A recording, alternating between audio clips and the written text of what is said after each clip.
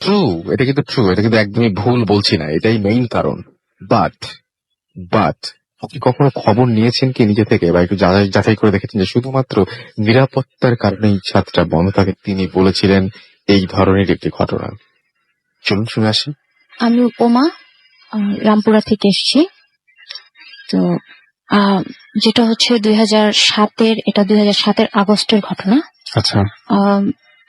আমরা নতুন বিয়ে করেছি, তো একদম মানে আলাদা একটা সংসার, আলাদা একটা জায়গা। তো যেটা হয়েছে যে এটা ঘটনাটা শাহজাদপুরে। তো আমরা একটা বাসা নেই, বাসাটা যেহেতু একদম নতুন শুরুটা, সেটা আমাদের বাসাটা ছিল একটা 7তলা বাড়ির ছাদে। ওকে, ওটা বেডরুমের একটা বাসা, পাশেই কিচেন। তো বাসাটা ছিল এরকম যে আপনার ছাদে উঠতেই হাতের ডান পাশে, তো ওটার 4-5টা ঘোরানো স্পেস, এরকম একটা বাসা। দেন বাসাটাতে ওঠার পর 4-5 দিন পরে আমার কাছে কেন যেন মনে হলো যে বাসাটা সামথিং একটা প্রবলেম, যে কিছু একটা আছে, কিছু একটা হচ্ছে। তো ফার্স্ট যেটা হলো, একদম শুরুর দিকে এরকম 4-5 দিন পর হঠাৎ হঠাৎ মনে হতো রাতের বেলা যে শব্দ হচ্ছে, কোনো একটা সাউন্ড হচ্ছে। তো শব্দটা একদম মানে কখনো কখনো খুব জোরে, কখনো কখনো আস্তে, আবার কখনো কখনো মনে হতো যে ছাদে হচ্ছে, কখনো মনে হতো নিচে হচ্ছে। তো একটা পর্যায়ে অতটা গুরুত্ব দেইনি, যে হতেই পারে, এরকম হতেই পারে। তো এরপরে মোটামুটি ওখানে থাকার প্রায় 15-20 দিন পরের একটা ঘটনা বলি, যেটা আমি মেলে আপনাকে লিখেছিলাম। তো ঘটনাটা হচ্ছে এরকম যে একদিন রাতের বেলা আমরা সাধারণত একটু দেরি করেই ঘুম। তো ওই দিন রাতে বোধহয় 1টার দিকে ঘুমোতে গেছি, আমি ঘুমিয়ে গেছি। তো আমার হাজবেন্ড ও যেটা করলো যে রাত 2:30টার দিকে ও আমাকে দেখলাম ঠেলতেছে যে উঠো উঠো, কিছু একটা প্রবলেম। তো আমি উঠে বসছি যে কি ব্যাপার। তো বলতেছে যে কিছু একটা শব্দ করতেছে, একটু খেয়াল করে শুনো। তো আমি খুব খেয়াল করে শুনতেছি এরকম যে হ্যাঁ, ছাদে খুব শব্দ হচ্ছে, যেহেতু আমাদের একদম ছাদের পাশে, জানালা খুললেই ছাদ। আপনাদের ছাদে না, মানে আপনাদের সামনে যে খোলা যে অংশটুকু, সেখান থেকে সাউন্ড আসছে। তো খুব শব্দ হচ্ছে, মানে শব্দটা এরকম যে একবার মানে ভেঙে চুরে নিয়ে যাচ্ছে।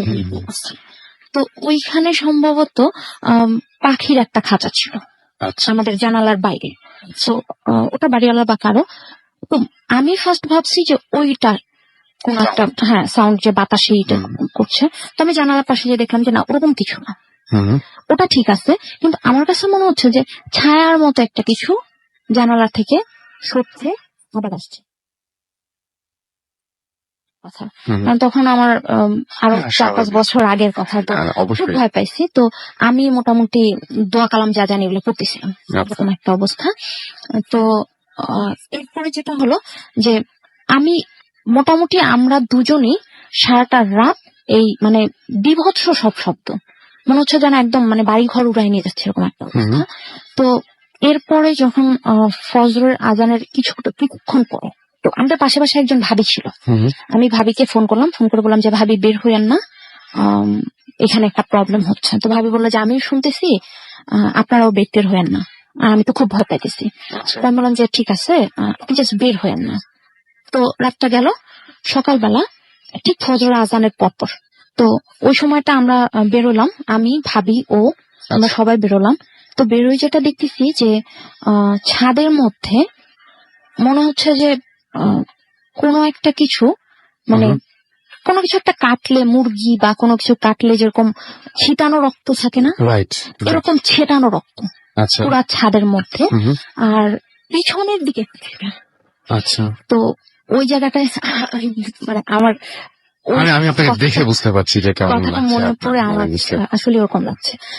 তারপর আমি ওই পিছনের দিকটা, ওকে আমি বললাম যে এখানে যেহেতু এরকম অবস্থা, তো আমার মনে হয় পিছনের দিকটা যাওয়া উচিত। আর একটা কথা আগেই বলি, যেটা হলো যে ওই ছাদে বাড়িওয়ালা সম্পূর্ণ নিষেধ ছিল, কেউ উঠতে পারবে না, মানে ছাদে যেতে পারবে না, মানে পেছন সামনে ছাদে কেউ যেতে পারবে না, শুধু আমরা থাকি, একমাত্র আমরা যাবো, বিকজ আমাদের কাপড় নাড়তে হয়, অনেক ধরনের প্রবলেম থাকে, আমরাই যেতে, অন্য কেউ। তো যেটা হলো যে ওকে আমি বলার পর ও ওই ঠিক পিছনের দিকটায় গেল।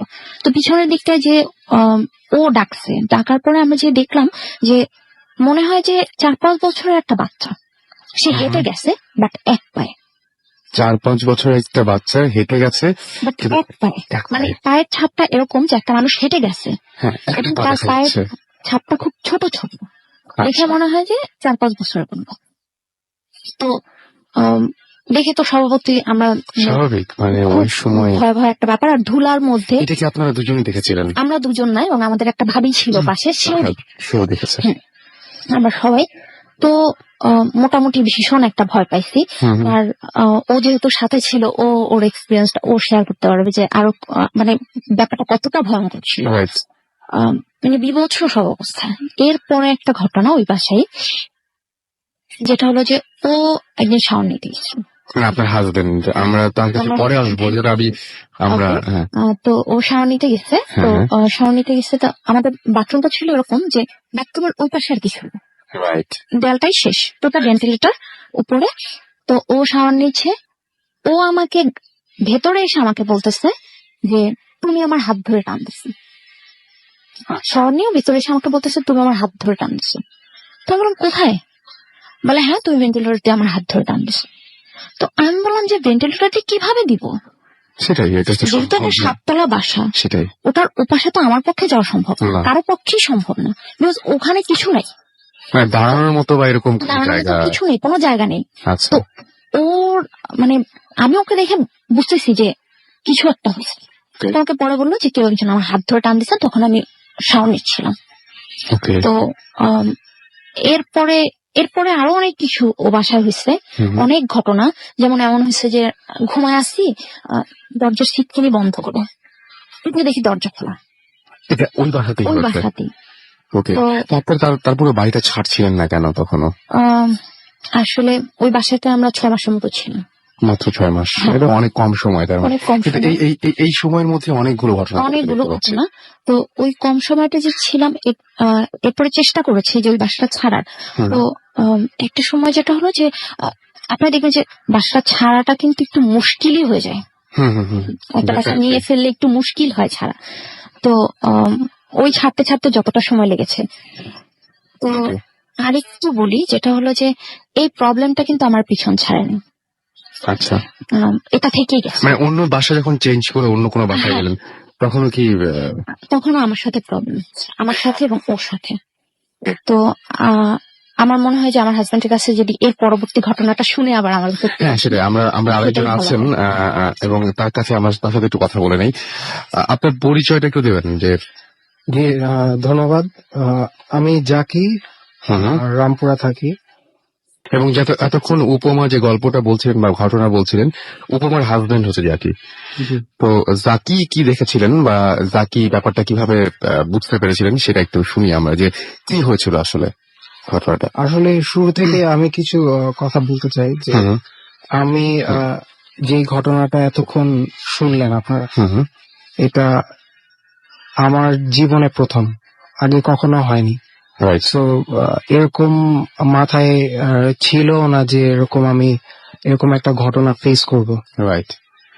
তো ঘটনাটা যেটা হয়েছে, এর আগে আমি একটা কথা বলতে চাই হ্যাঁ। যে আমাদের যে বিল্ডিংটার পাশেই একটা কবরস্থান ছিল। আচ্ছা। এটা এখনো আছে, এটা যেহেতু মোটামুটি বড় একটা কবরস্থান। তো ঘটনাগুলা ঘটার পর দেন আমার বিশ্বাস হয় হুম, যে এটা হওয়া স্বাভাবিক, আচ্ছা। যেহেতু আমার আগে কখনো হয়নি। হুম, তো আলটিমেটলি যেরকম ও বলল যে আমাদের উপমা বলল, হুম, ওই ছাদে ওঠার নিয়ম ছিল না, সম্পূর্ণ লক ছিল, হুম। কেউ উঠতো না ছাদে। আমরাও খুব একটা যেতাম না। ওকে। রাতের বেলা যেটা হতো 5-6 দিন পর উঠার, 5-6 দিন পর যেটা ছাদের উপরে একটু শব্দ হতো, যেমন কেউ লাফাচ্ছে। হুম, হুম। এরকম ছিল। মানে ঠিক এই একই ঘটনাগুলো ঘটেছে, সেম ঘটনা। কিন্তু সেম ঘটনাগুলো আপনারা দুজনেই দেখেছেন এবং আমি শুনলাম যে আপনাদের পাশের একজন ভাবি তিনিও দেখেছেন একই ঘটনা, এবং ওই যে ছোট বাচ্চা ছাদের উপর দিয়ে এক পায়ে হেঁটে গেলে যেরকম এরকম পায়ের ছাপ আপনারা দেখেছেন। কিন্তু ঘটনা ঘটেছিল একটা উপমার সাথে, যেটা আপনিও একজন উইটনেস, রাইট? মানে সেই ঘটনাটা আমাদের একটু বলবেন। সেদিন আমি বেসিক্যালি যেটা করি, আমি কাজ থেকে ফেরার পর সন্ধ্যা বা রাত হলে আমি গোসল সেরে ফেলি। তো খুব সম্ভবত এটা কি সেই বাসাটাতেই? সেই বাসাটাতেই। ওকে। ইনফ্যাক্ট আমাদের রুম থেকে 20 গজ দূরে ফ্রেশ রুমটা আমাদের। আচ্ছা। ছাদের একটা একে বলা যায় একটা ছাদের এই যে একদম পাশেই। তো যেখানে ও বললো যে একটা ছোট ফেন্সের মতো ছিল, বড় মোটামুটি বড় হোল করার মতো। তো আমি গোসল করার সময় হঠাৎ করে আমি ফিল করলাম আমার হাত ধরে কেউ টান দিছে। আচ্ছা। ইনফ্যাক্ট আমাদের যে শাওয়ারটার ঠিক শাওয়ারটার উপরেই ফেন্সটা ছিল, মোটামুটি বড়। তো যেটা হয়েছে আমার মনে হয়েছে, আমি ভাবছি উপমা মাইট বি ও ফান করছে। দেন আমি নর্মালি বেরোয় গেছি, বেরোয় যে আমি হাসতেছি ওর দিকে তাকায়। দেন আমি ওকে বলছি যে তুমি ধরছো, আমার হাত ধরছো। ও নিয়ারলি অনেকক্ষণ চুপ করে থেকে বলল যে আমি ব্যাপারটা বুঝতে পারছি, আমি হাত ধরি নেই তোমার। আমার মনে হয় যে এইখানে যেরকম ঘটনা গুলো ঘটতেছে এটারই একটা পুনরাবৃত্তি হয়েছে তোমার এখানে। ওকে, সো আরেকটা ঘটনা আছে যেটা আপনি মেইলে আমাদের শেয়ার করেছিলেন, আপনার সাথে ভয়ঙ্কর একটা ঘটনা আছে। হ্যাঁ, সেটা আমরা একটু জানতে চাই। ঘটনাটা হচ্ছে এই রমজানের, মানে গত রমজানের একদম রিসেন্ট একটা ঘটনা, যেটা হলো আমার শ্বশুরবাড়ি হচ্ছে উত্তরে। তো ওখানে গেলাম, আমার শ্বশুর ইংল্যান্ডে যাবে, তো আমাদের দুজনকে রেখে যাবে পাশে অবস্থা। তো হঠাৎ করে একদিন রাতে, মানে মাঝখানে আমার কেন যেন মনে হতো যে, বিশেষ করে আমি আমরা যে রুমটাতে থাকতাম ওটা ফ্রেশ রুমে গেলে আমার কেন যেন খারাপ লাগতো। আমি কখনোই শাওয়ার নিতে গেলে, আমার একটা অভ্যাস আছে যে আমি রাতে গোসলের আগে একবার, মানে ঘুমানোর আগে একবার শাওয়ার নিই। তো ওটার সময় আমি কখনোই মানে ওকে আমি বলতাম যে তুমি এখানে বসে থাকো, মানে দরজার বাইরে আমি বসায় রাখতাম যে না আমার ভয় লাগছে, ওরকম একটা অবস্থা। তো যেটা হলো যে ওই দিনের কথাটা বলি, রাতে বেলা মোটামুটি 3টার দিকে আমি একটু আগে বোধহয় শুয়েছিলাম, যে বই পড়তেছিলাম। তো 3টার দিকে আমার চোখ লেগে আসছে তন্দ্রামত। তো হঠাৎ করে আমার মনে হলো যে কেউ একজন আমার পাশে আছে, মানে ফিল করছেন যে ঘরে আপনি একা না। আমি ও ছিল, তো আমার হাজবেন্ডও ছিল, বাট আমার কাছে মনে হচ্ছে যে আমার পাশে কেউ একজন আছে। তো আমি চোখ খুলে তাকাইছি, তো তাকায় দেখি একটা লোক, আমার স্পষ্ট মনে আছে, বিলিভ মি, আমার মানে আমি একদম ঘুমেছিলাম না, একদমই আমি ঘুমেছিলাম না। আমি চোখ খুলে তাকাইছি, আমি দেখতেছিলাম ও শুয়ে আছে, আমি দেখতেছিলাম লোকটা বসে আছে, এবং সেই লোকটা আমাকে পুরো মানে কিভাবে যে সে আমার দিকে তাকাইছে, কিভাবে যে আমাকে ধরছে, মানে আমি এটা বুঝাতে পারবো না। সে আমাকে ধরলো, 2 হাতটা মানে কেমন যেন মনে হলো কি লোকটা উল্টা। লোকটাকে আমার সোজা মনে হয় না, কেমন যেন মনে হলো লোকটা উল্টা। আমার জাস্ট আমার গলাটিতে ধরছে এমন ভাবে যে আমি নিঃশ্বাস নিতে পারতেছি না, তাকে ছাড়াইতে পারতেছি না, আমার সমস্ত শরীর অবশ্যই। তখন আমার কাছে মনে হচ্ছে যে আমার মানে ওই মুহূর্তে আমার মনে হচ্ছে যে আমাকে বোবা ভূতে ধরছে, আমাকে বোবায় ধরছে। হ্যাঁ, আমরা যেটা বলি, আমার মনে হচ্ছে আমাকে বোবায় ধরছে। আমি বুঝতেছি আমার বোবায় ধরছে, তো আমাকে যেটা করতে হবে অন্য কাউকে টাচ করতে হবে। আমি যতদূর জানি যে অন্য কাউকে টাচ করলে নাকি এটা ছেড়ে যায়, আমাকে অন্য কাউকে টাচ করতে হবে। তো আমি জাকিকে টাচ করি, আমি অনেক চেষ্টা করতেছি, ও কিন্তু আমার একদম পাশেই শোয়া, আমি অনেক চেষ্টা করতেছি যে আমি ওকে টাচ করবো। অস্বস্তির এক পর্যায়ে আমি ওকে এইভাবে মানে মোটামুটি হাত ছুঁড়ে ওর কাছে এসে, ও ঘুম ভেঙে গেছে। ও ঘুম ভেঙে উঠে ওঠার পরে আমার ওই মুহূর্তে আমার কাছে মনে হলো যে ও উঠে বসছে, লোকটা সাত করে নেমে খাটের ওইখানটায় বসে গেছে, ওদিকটায় খাটের সাইডে একটা ফাঁকা জায়গা। আমার কাছে মনে হলো, আমি দেখলাম যে লোকটা সাত করে ওখানে বসে পড়বো। তো এরপরে ঘরে কেউ আছে। এরপরে অংশটুকু আমি আমার কাছে শুনবো। জাকি, এরপরে কি হয়েছিল? আপনি যখন উঠলেন, ওঠার পর তারপর কি দেখলেন আপনি?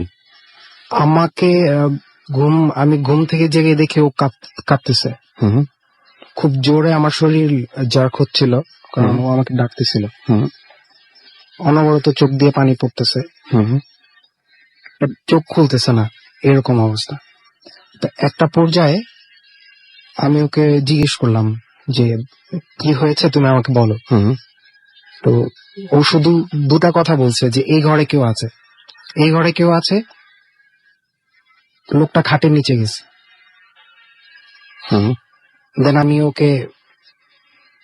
আমি নিজেই তখন ও যখন আমাকে বললো, আমি পুরো ব্যাপারটাই বুঝতে পারছি, still she is crying and মানে আমি আপনি আপনি বলেন মানে জাস্ট আপনি কি দেখলেন? আপনি তো সঙ্গে সঙ্গে আলো জ্বালাই দিয়েছিলেন।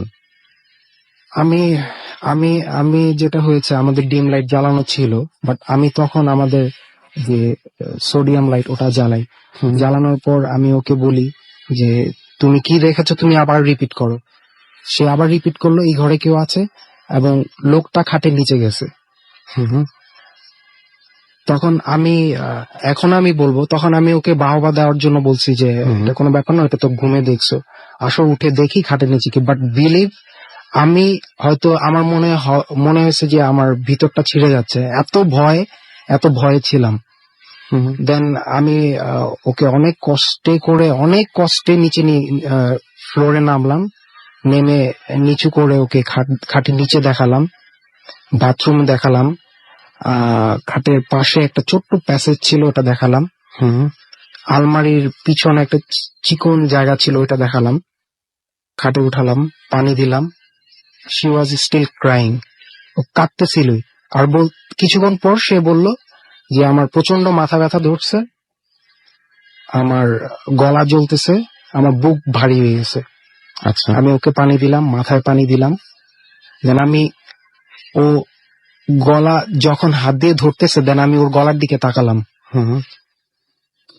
কয়েকটা আমি রেড সার্কেল দেখলাম, যেমন আমি যদি কাউকে গলায় দড়ি দিয়ে 4-5টা প্যাচ দেই, তো ওটা যদি টাইট করা হয় নিশ্চয়ই দাগ বসবে লাল। ঠিক সেম দাগটা আমি নিজের চোখে, আমি নিজের হাত দিয়ে ধরে দেখছি। তাকে আমি বললাম, বিশ্বাস করতেছিল না। সে মিররে তাকে দেখালাম, সেও দেখলো। দেন আমাদের কোনো ভাষা ছিল না, আমরা জাস্ট ফজরের আজান পর্যন্ত আমরা ওয়েট করেছি, কোনো কথাই বলতে পারিনি।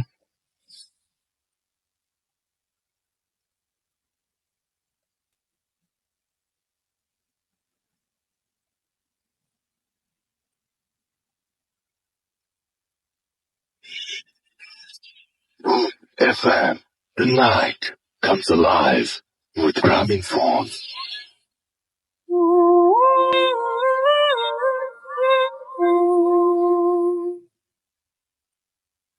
উপমার ঘটনা শেষ, এবং যে এপিসোডের কথা বলছি সেই এপিসোডে উপমার ঘটনা শেষ হতেই আমাদেরকে জয়েন করেন এমন একজন যার গান আমাদের সবার ভালো লাগে। ইয়েস, ওই দিন এসেছিলেন টপু ভাই, এবং তিনি কিছু প্রশ্নও করেছিলেন উপমাকে, আপনাদের হয়তো অনেকের মনে আছে, অনেকের মনে নেই।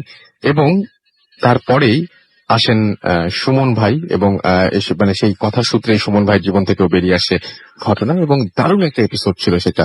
চলুন শুনে আসি এপিসোডটি। অ্যাকচুয়ালি আমি রাসেল তো দেখে আমি একটু আগে ঢুকেছি, পুরো ঘটনা শুনতে পারিনি। রাইট। আমি অ্যাকচুয়ালি পুরো ঘটনাটাও এখনো জানি না, বাট এখন পর্যন্ত আমি যতটুকু ঘটনা শুনেছি আমার কাছে খুবই ইন্টারেস্টিং একটা ব্যাপার মনে হচ্ছে। সো আজকে যদি তুমি যদি নাও বলতা, আমি ওনাদের সাথে আবার কথা বলতাম এই ব্যাপারটা নিয়ে। আমার কাছে খুব ইন্টারেস্টিং আছে ব্যাপারটা, এবং এই ধরনের সিমিলার ঘটনা আমি আগে থেকে শুনেছি, যে কারণে আমার কাছে খুব ইন্টারেস্টিং লাগছে। মানে এটা আনকমন কিছু না যে জিনিসটা দেখছি। আমি আমার জাস্ট দু একটা কোশ্চেন আছে যেগুলো আমি আপনার করতে চাচ্ছি। সেটা হচ্ছে যে যেমন দাগটা, এটা ছিল এর 3 দিন পর পর্যন্ত ছিল। 3 দিন পর্যন্ত ছিল? জি।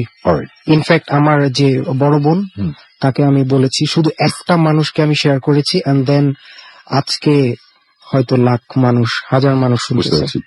আরেকটা কোশ্চেন হচ্ছে যে জিনিসটা কোন টাইমে হয়েছিল, আপনার কি মনে আছে? আপনাদের টাইমটা অ্যাপ্রক্সিমেট একটা? এটা ঠিক সেহরির 1.5 ঘন্টা বা 3টা। হ্যাঁ, রাইট, ওকে। আচ্ছা, আপনাকে আমি একটা কোশ্চেন জিজ্ঞেস করি। আপনি যে মানুষটাকে দেখেছিলেন, তার চুল কি কার্লি ছিল না প্লেন ছিল, আপনাকে মনে আছে? না এটা মনে নেই, তবে লোকটার বেশ বড় দুটো চোখ,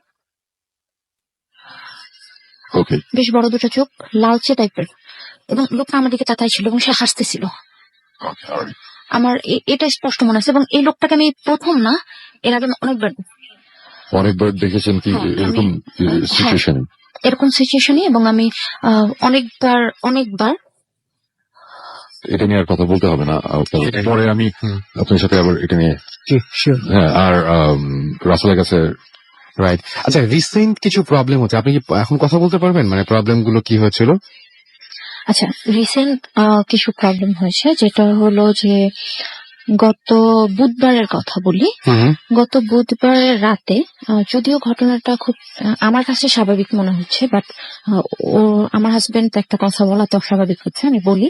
যেটা হলো যে গত বুধবার রাতে আমি শাওয়ার নিতে যাই, তো আমাদের সাধারণত ইলেকট্রিসিটি চলে যায়, 1 ঘন্টা থাকে ঢাকাতে, মোটামুটি একটা নিয়ম। তো যেটা হলো যে 8টা বাজার 10 মিনিট আগে আমি শাওয়ার নিতে ঢুকলাম, কারণ একটুতে ইলেকট্রিসিটি যাবে। তো আমি 8টা বাজার 10 মিনিট আগে শাওয়ার নিতে ঢুকলাম, শাওয়ার নিয়ে বেরোয় আমি মোটামুটি হবো। তো আমি শাওয়ার নিতে ঢুকে ঠিক আমার কাছে মনে হলো যে 2-3 মিনিট পরে ইলেকট্রিসিটি চলে গেছে। আচ্ছা, দেন আমিও ওর কাছে ইয়া চাইলাম, যে ও আমাকে বললো যে তোমার কি বাতি টাতি কিছু লাগবে, আমি বললাম হ্যাঁ দাও। তো ওর মোবাইলের লাইট জ্বালা আমাকে দিচ্ছে। আচ্ছা, আমার কাছে মনে হলো যে এরপরে হার্ডলি আমি আরো হয়তো 4 মিনিট ছিলাম ওখানে।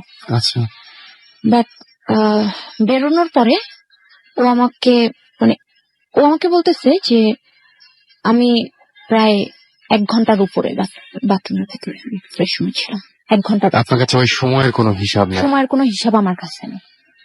ওকে। এবং ও মোটামুটি বেশ নাকি হইচই করছে, বাট আমার কানে কিছুই যায়নি। মানে এদিক দিয়ে শব্দ করেছে বা শব্দ আপনাকে করেছে, নক করেছে? এবং ওর সাথে নাকি আমি কথাও বলেছি, বাট আমি মনে করতে পারছি না যে আসলে আমি বলেছি। নাম্বার 1। নাম্বার 2, যেটা হয়েছে যে গত রাতে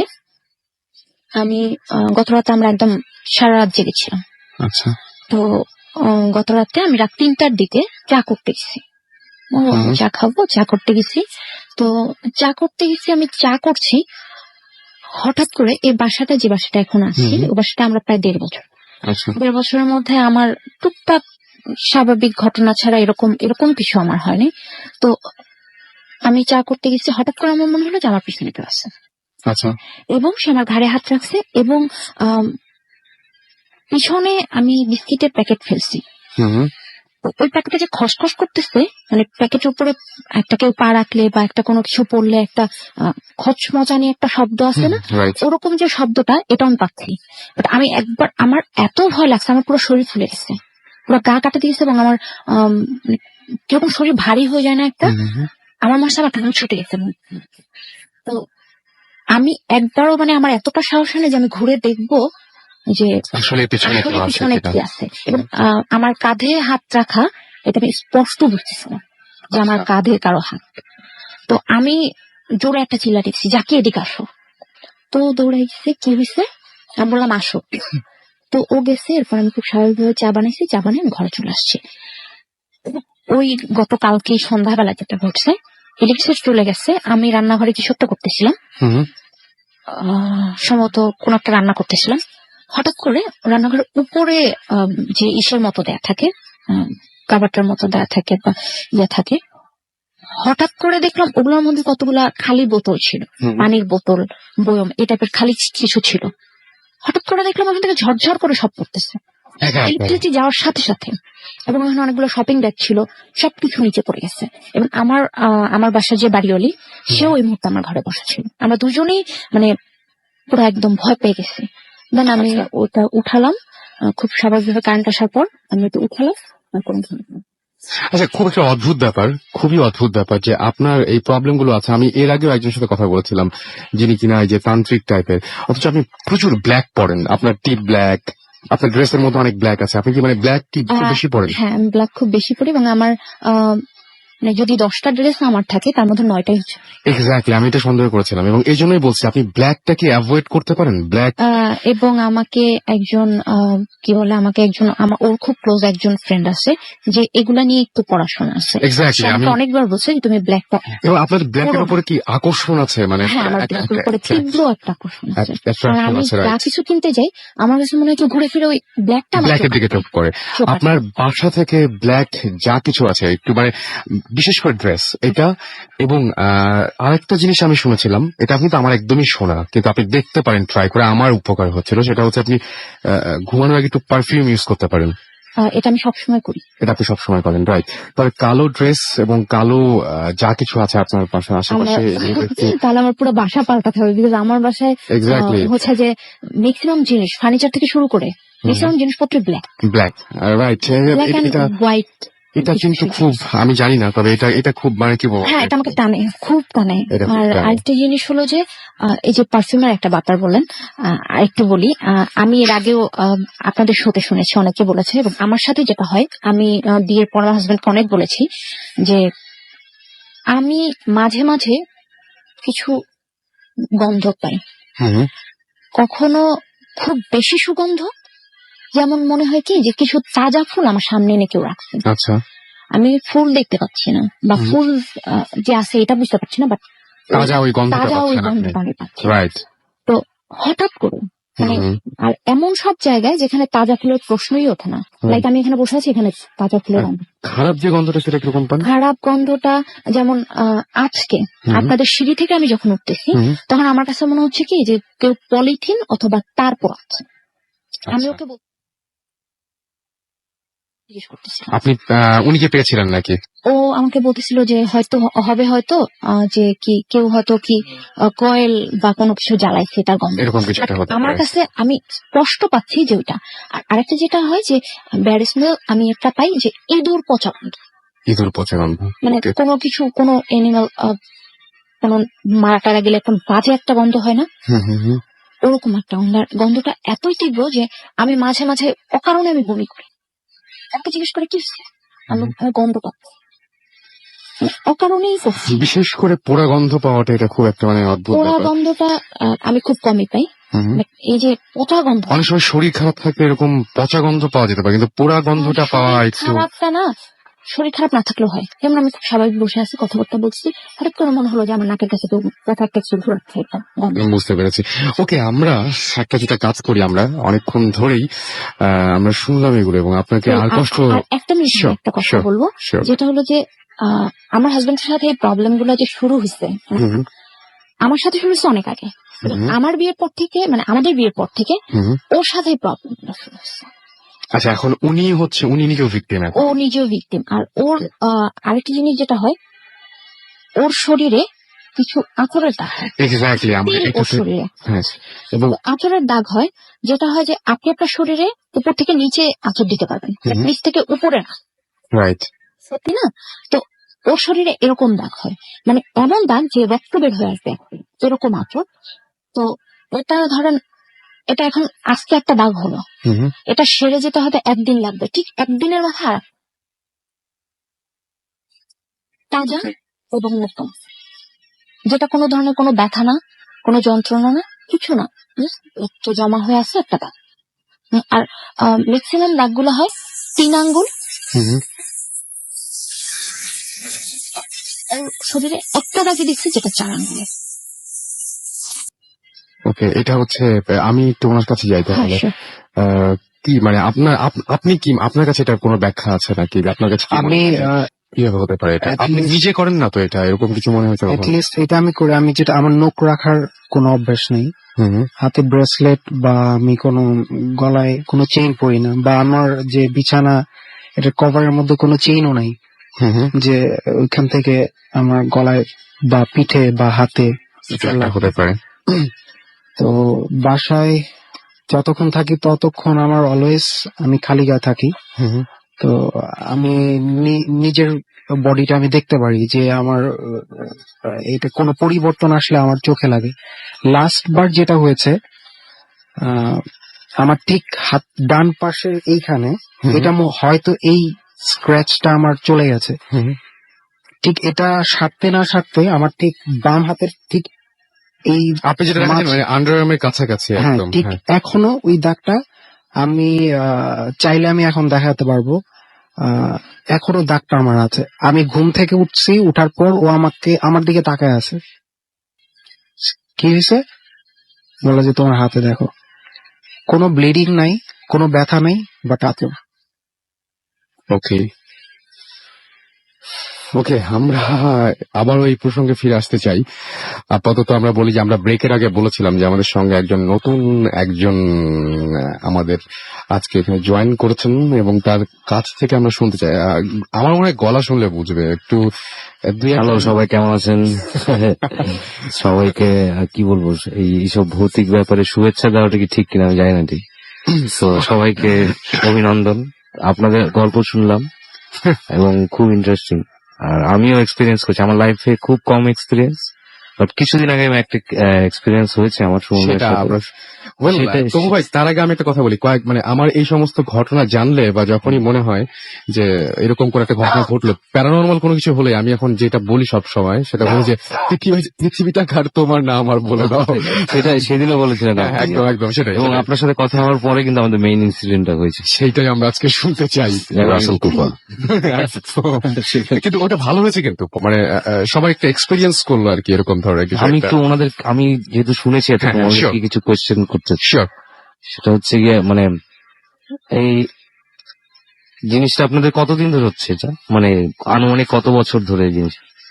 আমার সাথে আমি স্টিল 26, আমার 25 শেষ হবে। এটা হচ্ছে আপনার এই তো মার্চে।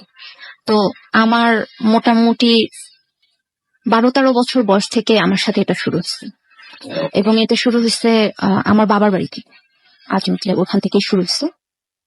কেন শুরু হয়েছে এটাকে আমি বলবো হ্যাঁ, এটা কি বলা হয়েছে একবার? না, এটা বলা আচ্ছা, তাহলে একটু বললে ভালো। শুরুটা হয়েছে এই জন্য যে আমার বাবা একটা বাড়ি কিনেছে।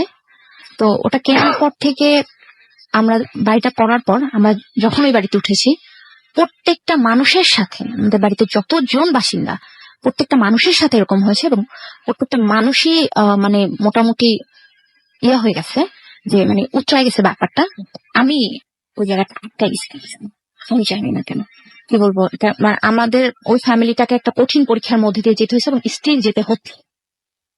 তো আমি জানি না, আমার বাবা মা হয়তো যদি কোনো চান্স দিত সেক্ষেত্রে আমি অবশ্যই সুমন ভাইকে বলতাম যে আসেন আমার বাবার বাড়িতে দেখে যান, কিন্তু আমি জানি না ওরা দিবে কিনা।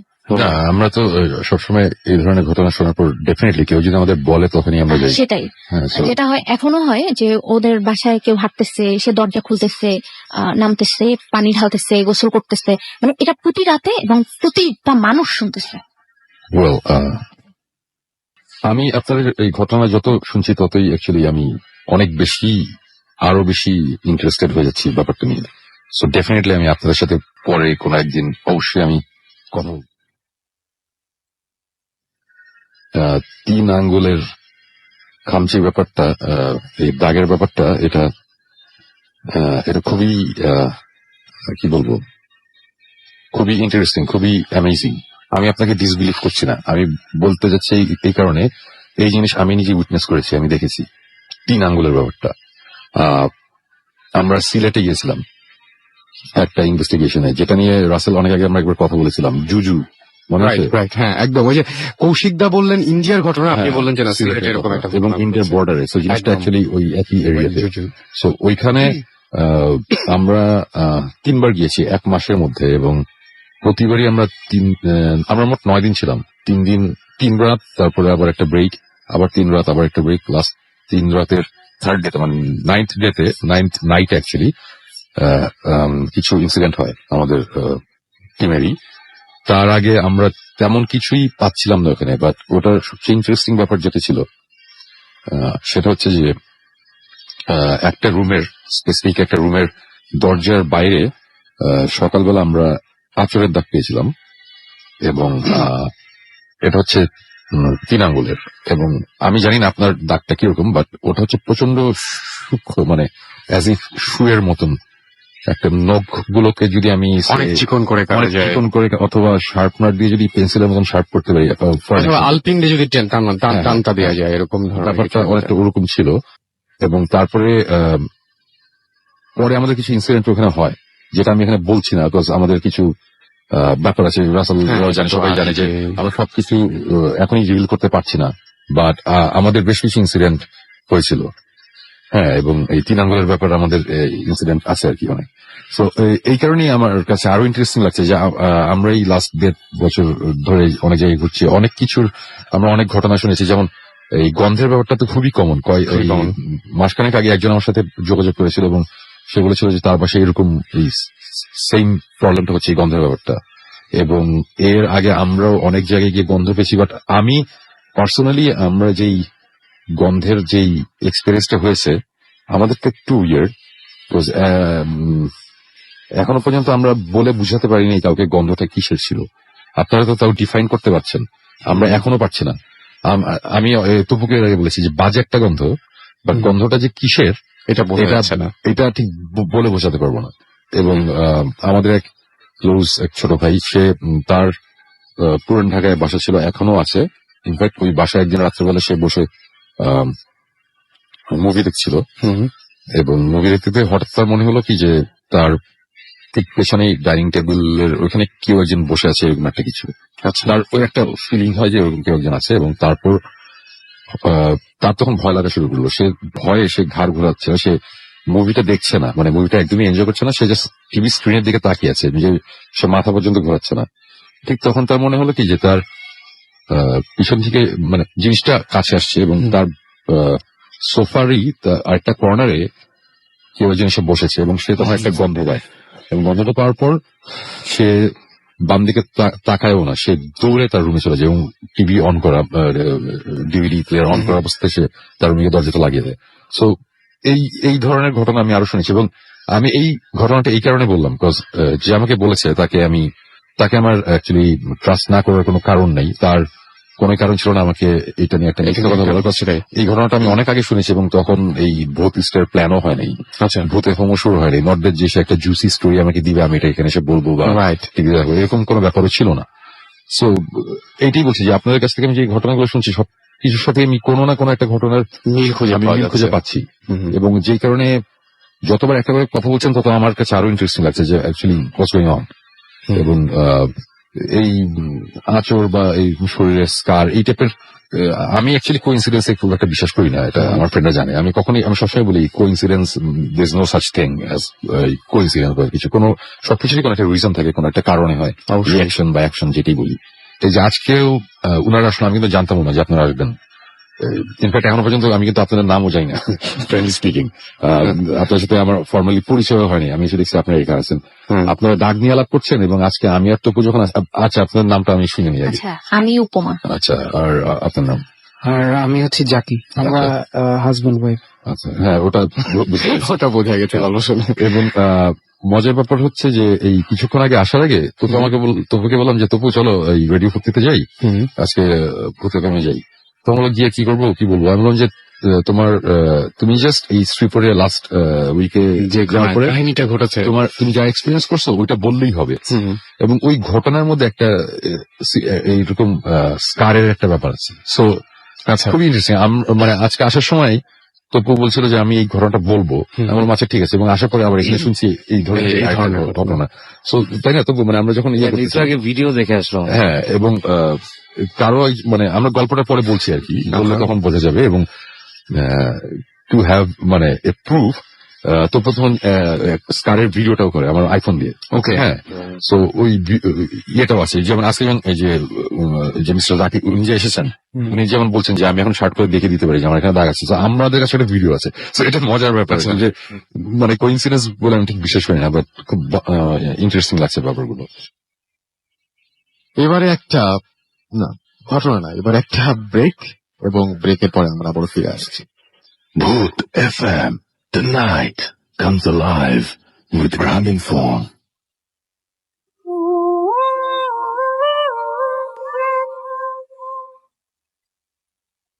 এরকম ব্যাগ কেমন লাগছে? SMS যা বলছে তাতে আমার মনে হচ্ছে যে আপনাদের ভালোই লাগছে। তো ভালো লাগলে আমরা আরো কিছু ঘটনা শোনাতে চাই, এবং আমি দেখতে পাচ্ছি অনেকেই আমাদেরকে SMS করছে, এবং সব SMS এর বক্তব্য আসলে একই রকম, যে ভালো লাগছে আপনাদের কাছে। আচ্ছা, আমাদের আমাদের 2011 সালের একটা এপিসোড থেকে একটা ঘটনা আমি শোনাতে চাই আপনাদেরকে। আপনাদের মনে আছে যে একটা এপিসোডে আমরা বলেছিলাম, সম্ভবত এপ্রিলের দিকে এপিসোডটা ছিল, এবং সেই এপিসোডে আমরা বলেছিলাম শামু পাগলের কথা, এবং কোনো একজন আমাদের লিসনার যার নাম ছিল রাহমানি, তার সাথে শামু পাগলের ছিল তুই তুই সম্পর্ক, এবং রাহমানি শামু পাগলকে নিয়ে তার জীবনে ঘটে যাওয়া একটা ঘটনা বলতে এসেছিলেন ওই দিন, এবং আমরা অনেক প্রশংসা পেয়েছিলাম সেই ঘটনাটিকে নিয়ে। আপনারা তো সবাই বলেনি যে আগের এপিসোড গুলো এখনকার চাইতে অনেক বেশি ভালো, তো চলুন শুনে আসি 2011 থেকে সেই এপিসোডটি। ঘটনাটি আমার গ্রামের বাড়ি হচ্ছে চাঁপাইনবাবগঞ্জ জেলার রহনপুর গ্রামে। আচ্ছা, আমি তখন তার মানে আপনি পড়াশোনার কারণে ঢাকায় আছেন? হ্যাঁ, আমি পড়াশোনার কারণে ঢাকায় আছি। প্রথম ঘটনাটা বলি, যেটা বিক্ষিপ্তভাবে ঘটেছিল আমার সাথে। আমি তখন ক্লাস 5-এর ছাত্র, এবং আমার একটা অভ্যাস ছিল যে আমি মানে রাত্রে একটা নির্দিষ্ট সময় আমি আমার ফুফাতো ভাইয়ের সাথে ঘুমাতাম। একসাথে আমি আমার ফুফাতো ভাই তুহিন একসাথে ঘুমাতাম, তুহিন ভাই। তারপরে একটা সময় আমার ঘুম ভেঙে যেত, সেটা 3টার সময় হতো বা 4টার সময় হতো। ঘুম ভেঙে গেলে আমি আবার আম্মা আব্বার কাছে গিয়ে ঘুমাতাম, এবং এটা আমার একটা অভ্যাসে পরিণত হয়েছিল, এবং বুঝতে পারতাম যে আমার আব্বা আম্মাও বিষয়টা খুব এনজয় করতো, তাদেরও ভালো লাগতো যে ছেলে শুচ্ছে আমাদের সাথে এসে, রাইট? তো একদিন আমি এরকম আমার ঘুম 3টা-4টার দিকে, টাইম নির্দিষ্ট করে বলতে পারবো না, 3টা-4টার মধ্যে হবে। তারপরে আমি আম্মার ঘরে যাই, আম্মাকে ডাক দিই। আমার ঠিক বিছানার মানে যেভাবে আম্মারা ঘুমাতো তার মাথার পাশেই জানালাটা ছিল, এখান থেকে ডাক দিতাম। জানালাটা ভাঙা ছিল, পুরোনো বাড়ি ছিল। আচ্ছা, তো আম্মাকে ডাক দিলাম, আম্মা দরজা খুলে তখন আমি ভিতরে গেলাম। তো আমি যাওয়ার পরে ঘুমানোটা, আমরা তো সাধারণত মানে সোজা হয়ে ঘুমাই, বিছানাটা যেরকম থাকে, কিন্তু যখন লম্বা হয়ে শুয়ে থাকি, রাইট, দৈর্ঘ্য যেটা মানে খাটের এক প্রান্তে মাথা থাকে আর এক প্রান্তে পা থাকে, এরকম হয়ে যায়। তো তারপর আমি যখন ঘুমাতাম তখন এটা ঠিক মানে প্রস্থ যেটা খাটের যে প্রস্থ সেই অনুযায়ী একসাথে পাশাপাশি অনেক লোক শোয়া যায়। হ্যাঁ, 3জন এভাবে ঘুমাতাম, আমি মাঝখানে, এক পাশে আব্বা আর আমার এক পাশে আম্মা। তো আমি একটা সময় কথা বলতে বলতে বা গল্প শুনতে শুনতে ঘুমিয়ে গেছি। ঘুমিয়ে যাওয়ার পর আমার স্পষ্ট মনে আছে, আমি চোখ খুললাম। চোখ খুলে দেখি যে ঠিক আমার সামনে, আঞ্চলিক ভাষায় যেটাকে বলে খাটের পাশে, মানে মশারি টাঙানো হয় যে স্ট্যান্ডটাই, সেই স্ট্যান্ড ধরে একজন বৃদ্ধ মহিলা, অনেক বয়স, সাদা শাড়ি পরে আছেন। উনি খাটের স্ট্যান্ডটা ধরে আমার দিকে তাকিয়ে হাসছে, এবং তার হাসিটা আমার চোখে সবসময় ভাসে, যে কোনো ভয়ঙ্কর হাসি না, মনে হচ্ছে যে আমাকে দেখে তার ভালো লাগছে, একটা স্নেহের হাসি। সেই হাসিটা উনি আমাকে মানে হাসছেন, এবং আমি হয়তো তখন এত কিছু বুঝতাম না বলে আমিও বিন্দু মাত্র ভয় পাইনি। আমিও ওনাকে দেখে হাসছি,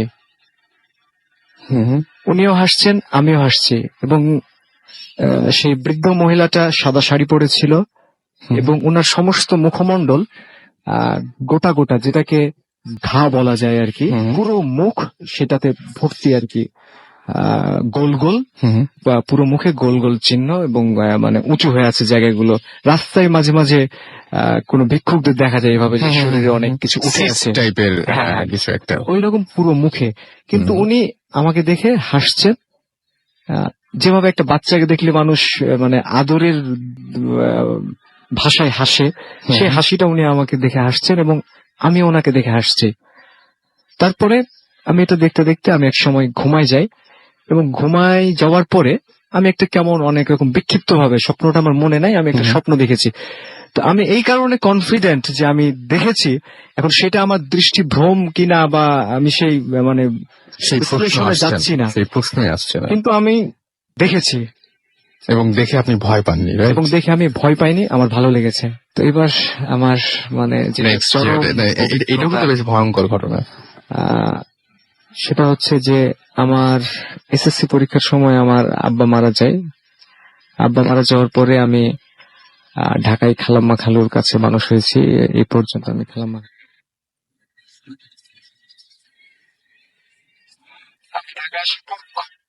অনেকদিন পর পর বাড়ি যাই। আর স্বাভাবিকভাবে আমি বাড়ি গেলে পড়াশোনা কম করি এবং আড্ডাটা বেশি বেশি এবং আমার বন্ধু বান্ধব প্রচুর, যে কারণে আম্মু চায় না যে আমি বেশি বাড়ি আসি, মানে আমার জন্য যে ওখানে থাকলেই পড়াশোনা বেশি করবে। তো একবার আমি এই ঘটনা কিন্তু এই পাশে ব্র্যাকেটে লিখেছিলাম মারাত্মক। আপনারা একটু যারা শুনছেন এই মুহূর্তে আমি বলবো যে খুব খুব কনসেন্ট্রেট করবেন এই ঘটনার উপরে। ঘটনাটার ভেতরে একটা মানে কি বলবো যে ভয়াবহ একটা ব্যাপার আছে। এবং আপনারা জিনিস খেয়াল করবেন যে আজকে সবগুলো ঘটনার কাছাকাছি ধরনের। আমরা আমাদের যেটা প্রত্যেকবার মানে এই কোইন্সিডেন্সটা হয় যে প্রত্যেকটা ঘটনা একটু কাছাকাছি ধরনের। তোমরা শুনি। তো প্রথমে আমাদের গ্রামটার একটু বর্ণনা দিই যে চাঁপাইনবাবগঞ্জ জেলার লাস্ট স্টেশনটা হচ্ছে রহনপুর স্টেশন, মানে ওটার পরে ইন্ডিয়া। আমি গিয়েছি, আমি ওই দিক দিয়ে মানে ওই পুরো জায়গাগুলো আমার দেখা আছে এই জন্য যে আমি ওই দিক দিয়ে একবার ইন্ডিয়া গিয়েছিলাম। আচ্ছা, হতে পারে। তো আমাদেরটা লাস্ট স্টেশন, যার ফলে মানে আমাদের রহনপুর গ্রামে অসংখ্য পাগল দেখা যায়। মানে সম্ভবত ট্রেনে উঠে যাওয়ার পর ট্রেন আমাদের ওইখানে তো অনেকক্ষণ থাকে, ট্রেন 1-2 দিন থেকে যায়। যখন দেখে যে চলছে না তখন হয়তো তারা নেমে পড়ে, যার কারণে বিচিত্র রকমের পাগল কিন্তু মানে 2-1 মাস পর পরই সেখানে দেখা যায়। তো রহনপুর বড় বাজার যেটা, সেখানে একজন পাগল ছিলেন, ওর নাম হচ্ছে সামু পাগল। আমরা স্থানীয়ভাবে তাকে সামু পাগল বলি। তো সামু পাগল ওর হচ্ছে যে পাগলরা সাধারণত একটু অপরিষ্কার হয় এবং মানে চুল অপরিষ্কার হয়, দাড়ি অপরিষ্কার করে না ঠিক মতো। কিন্তু ওটার সে বিপরীত ছিল। আচ্ছা, সুদর্শন ছিল চেহারা, মানে ফর্সা, মুখ ভর্তি কালো দাড়ি, আর চুলও অনেক ঘন এবং খুব বড় না, কিন্তু মানে ঘনত্বের কারণে মনে হতো যে অনেক মানে অনেক বেশি চুল। এবং আমি দেখেছি ওনাকে যে উনি বসতো মুনি ঋষিদের মতো, মানে চাল চলনে একটা আভিজাত্য ছিল। এবং মানে পাগলরা পাগলামি করতো, ও কিন্তু পাগল, কিন্তু পাগলামি করতে আমি কখনো দেখি না। এই রহনপুর বড় বাজার যেটা, মানে বাজারে একটা, ওই বড় বাজারে সিলেক্টিভ 5 থেকে 6টা দোকানে সে নিয়মিত বসতো, আর ওখানেই থাকতো, ওখানেই ঘুমাতো। বাজারের যে ছাউনিগুলো, যে দোকানগুলোতে বসে থাকতো, তো বসতো। আবার মনের ঋষিরা ধ্যান করে যেভাবে, ঠিক ওইভাবে বসতো, আর বিড় বিড় নিজে নিজে কি বলতো। আর সিগারেট খেত খুব, সবসময় হাতে দেখতাম সিগারেট। ওই নির্দিষ্ট কয়েকজন লোকের কাছে চাইতো কিছু, কেউ দিলে খেত, না দিলে খেত না, এবং উপদ্রব করতো না সে। এই কারণে তাকে মোটামুটি এখনো আমার মনে হয় যে সবাই খুব বেশ সমাদর করে বা সবাই তাকে পছন্দই করে বলা যায়। আমি আব্বার মৃত্যুর পর খালু আমাকে ঢাকায় নিয়ে চলে আসে, আমি ঢাকার বিসিএসসি কলেজে ভর্তি হই। একবার প্রায় 1 বছর পরে আমি বাড়ি এলাম। বাড়ি যাওয়ার পরে নাইট কোচে বাড়ি গেছি, সকালবেলা পৌঁছেছি, রেস্ট নিয়ে বিকেলবেলা বের হয়েছি। বিকেলবেলা বের হয়ে বন্ধুদের সাথে আড্ডা, এবং আমি মানে এখন পর্যন্ত এখনো বাড়ি গেলে আম্মার প্রচন্ড বড় খাই এবং প্রচুর রাত করি, মানে রাত হয়ে যায়। তো তখন আড্ডা দিতাম। আমাদের ওখানে একটা সিনেমা হল আছে, মুক্তাশা সিনেমা হল। ওই সিনেমা হলে আমরা প্রত্যেক মানে বন্ধুরা আড্ডা দিই সবাই, এবং রাত হয় অনেক। তো একদিন আড্ডা দিতে দিতে প্রায়, এটা হচ্ছে 2000 সালের ঘটনা। 2000 সালের ঘটনা। তখন আমি কলেজে 2য় বর্ষে পড়ি। আচ্ছা। তো আড্ডা দিলাম অনেকক্ষণ আড্ডা দেওয়ার পরে আমি বাড়ি যাব। রহনপুরের সবচাইতে সুন্দর এবং বড় কবরস্থানটা হচ্ছে খোয়াড় এলাকায়। খোয়াড়, মানে ওইখানে এক সময় খোয়াড় ছিল, মানুষজন বসবাস কম ছিল, গবাদি পশু, গরু ছাগল, যে জেলখানা যেটা, আচ্ছা, সেটা খোয়াড়। তো এই জন্য ওই জায়গাটার নামকরণ খোয়াড়। খোয়াড় মোড়ে আমাদের নতুন বাড়িটা, ওই বাড়িতে আমরা এখন থাকি। সবচেয়ে সুন্দর বড় কবরস্থানটা, পরিষ্কার পরিচ্ছন্ন খুব। এবং কবরস্থান সম্বন্ধে আর যা যা থাকে যে খুব ভয়ঙ্কর এটা সেটা, আমাদেরটা সেটা না, আমাদেরটা হচ্ছে খুব মানে পরিষ্কার পরিচ্ছন্ন এবং খুব চমৎকার একটা কবরস্থান। তো ওইখান থেকে আমার বাড়ি যেতে হেঁটে যেতে 5 মিনিট লাগে। আচ্ছা। ওইখান দিয়ে যেতে হয়। তো রাত 12:30 একটা প্রায় বেজে গেছে আড্ডা দিতে। আমি যাচ্ছি, আমি গেলাম কবরস্থানের পাশ দিয়ে। তো সামো আসছে, সে নির্দিষ্ট কয়েকজনকে যে পছন্দ করতো, তো ওর মধ্যে আমি একজন ছিলাম। আচ্ছা। তো সামো এসে বলছে যে টাকা দে।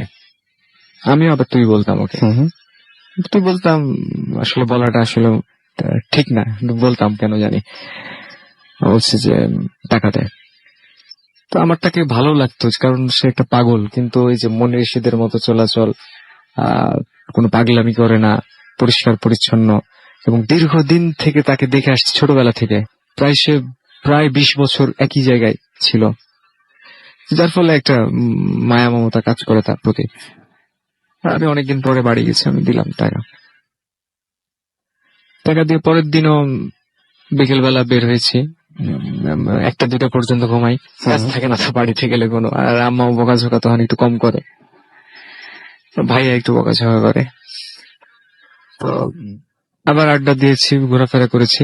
আমার কোনো বন্ধুর বাড়ি মানে খোয়ার মোড়ে না, বিভিন্ন জনের বিভিন্ন জায়গায়। ওকে। তো আমি আবার বাড়ি আসছি 12:30 একটা। আর তখন কবরস্থানটা মানে এখন সেটা বাউন্ডারি দেওয়া হয়েছে এবং পর্যাপ্ত লাইট লাগানো হয়েছে, তখন এটা ছিল না। ওকে। ওইখানকার মোড়টা তো অনেক ক্লিনিক হয়েছে, এখন ক্লিনিক গুলো ছিল না, একদম জায়গা ছিল ওটা। আমি আসছি, আস্তে আস্তে আস্তে কবরস্থানের পাশ দিয়ে আসছে, আবার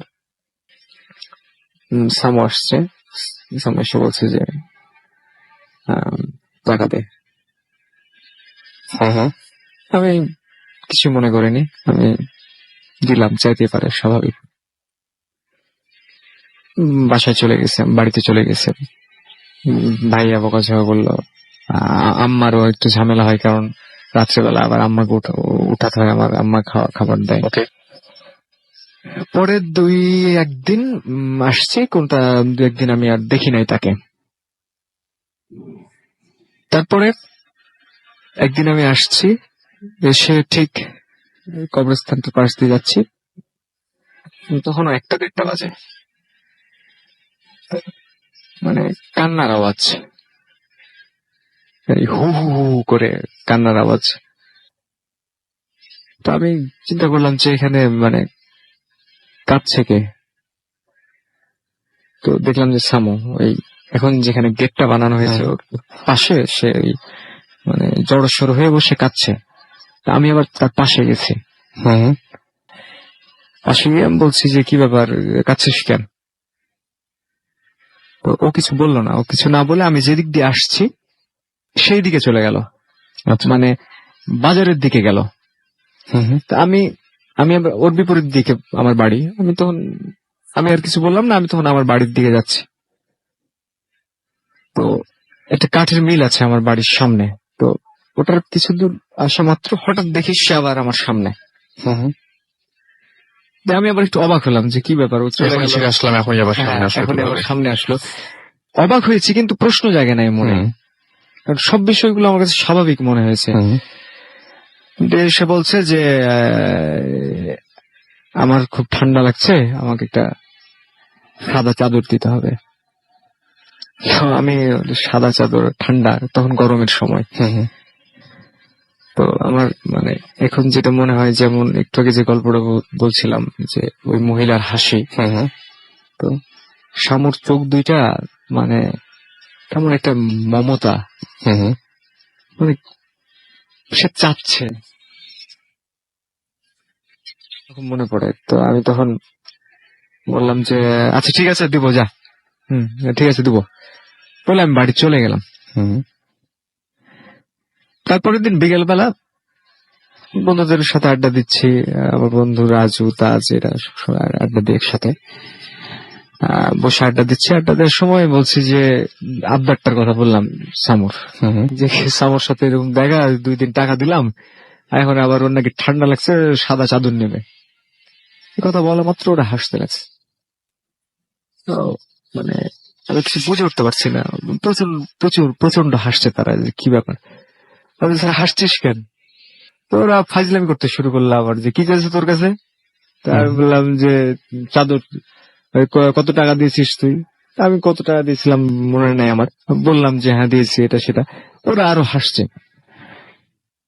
তো আমি যখন সিরিয়াস হলাম যে কি ব্যাপার, মানে ঘটনাটা কি বল, তখন বলছে যে শামু তো প্রায় 7-8 মাস আগে মারা গেছে। তো মানে এই কথা শুনে মানে আমিও বুঝতে পারছি না যে মানে ওরা কি আমার সাথে তাহলে কি ফাজলামি করছে নাকি। সেটাই, কারণ আপনার সাথে সামুর তার আগে কয়দিন দেখা হয়েছে মোটমাট? আমার মোট 3বার। 3বার দেখা হয়েছে এবং 2বার টাকা চেয়েছে, একবার চাদর চেয়েছে। একবার চাদর চেয়েছে। মাঝখানে শুধু 2 দিন দেখা হয় নাই তার সাথে আমার, মানে এবং 4-5 দিন প্রত্যেকবার ছিলাম। কি গোরস্থানের সামনে দেখা হয়েছিল? প্রত্যেকবার গোরস্থানের সামনে। এবং লাস্টে একবার যে হ্যাঁ, কাঠে। কিন্তু আমি তাকে গোরস্থান থেকে আসতে দেখিনি। আচ্ছা, মানে তার আশাটা হয়েছে হঠাৎ, সে কোথা থেকে কোন দিক থেকে আসছে এটা আমার মনে হয়নি। আর মনে হয়নি এই কারণে যে একটা পাগল মানে আসতেই পারে, আমার কাছে সেটা মনে হয়েছে। তো ওরা যখন বললো যে মানে সামু মারা গেছে, তখন আমি আমার ঘটনাটা মেলাতে পারলাম না। তখন আমি মানে কাউকে বিশ্বাস করাতে পারলাম না যে বিষয়টা আসলে আমার সাথে এই ঘটেছে। তো আমি তাদেরকে সব ঘটনা খুলে বললাম। ওদের মধ্যে হয়তো কেউ বিশ্বাস করলো, কেউ করে নাই।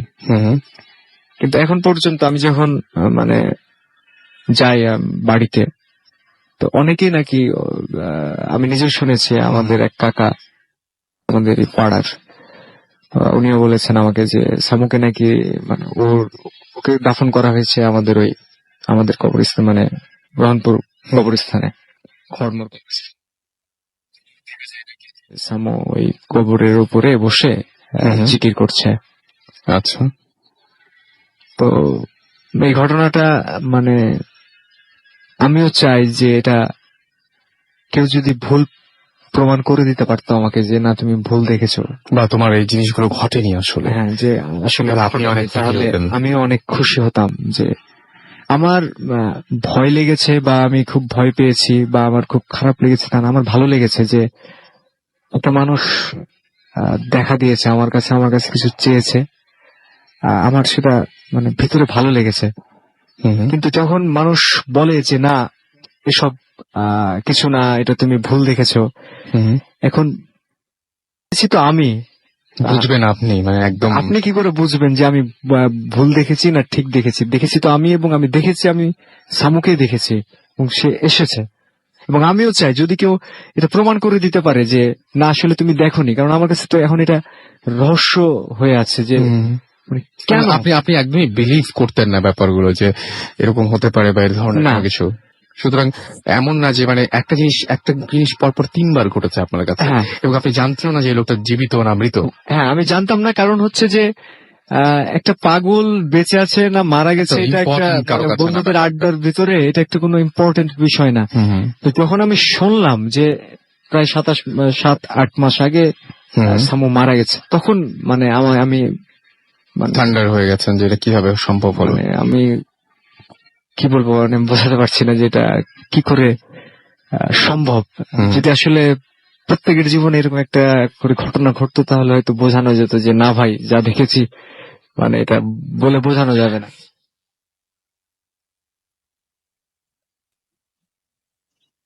চলছে দারুণ দারুণ সব ঘটনা, কিন্তু একটা ব্রেক না নিয়ে যে হয় না। একটা ছোট্ট ব্রেকের পরে আবারও ফিরে আসছি। The night comes alive with Ram.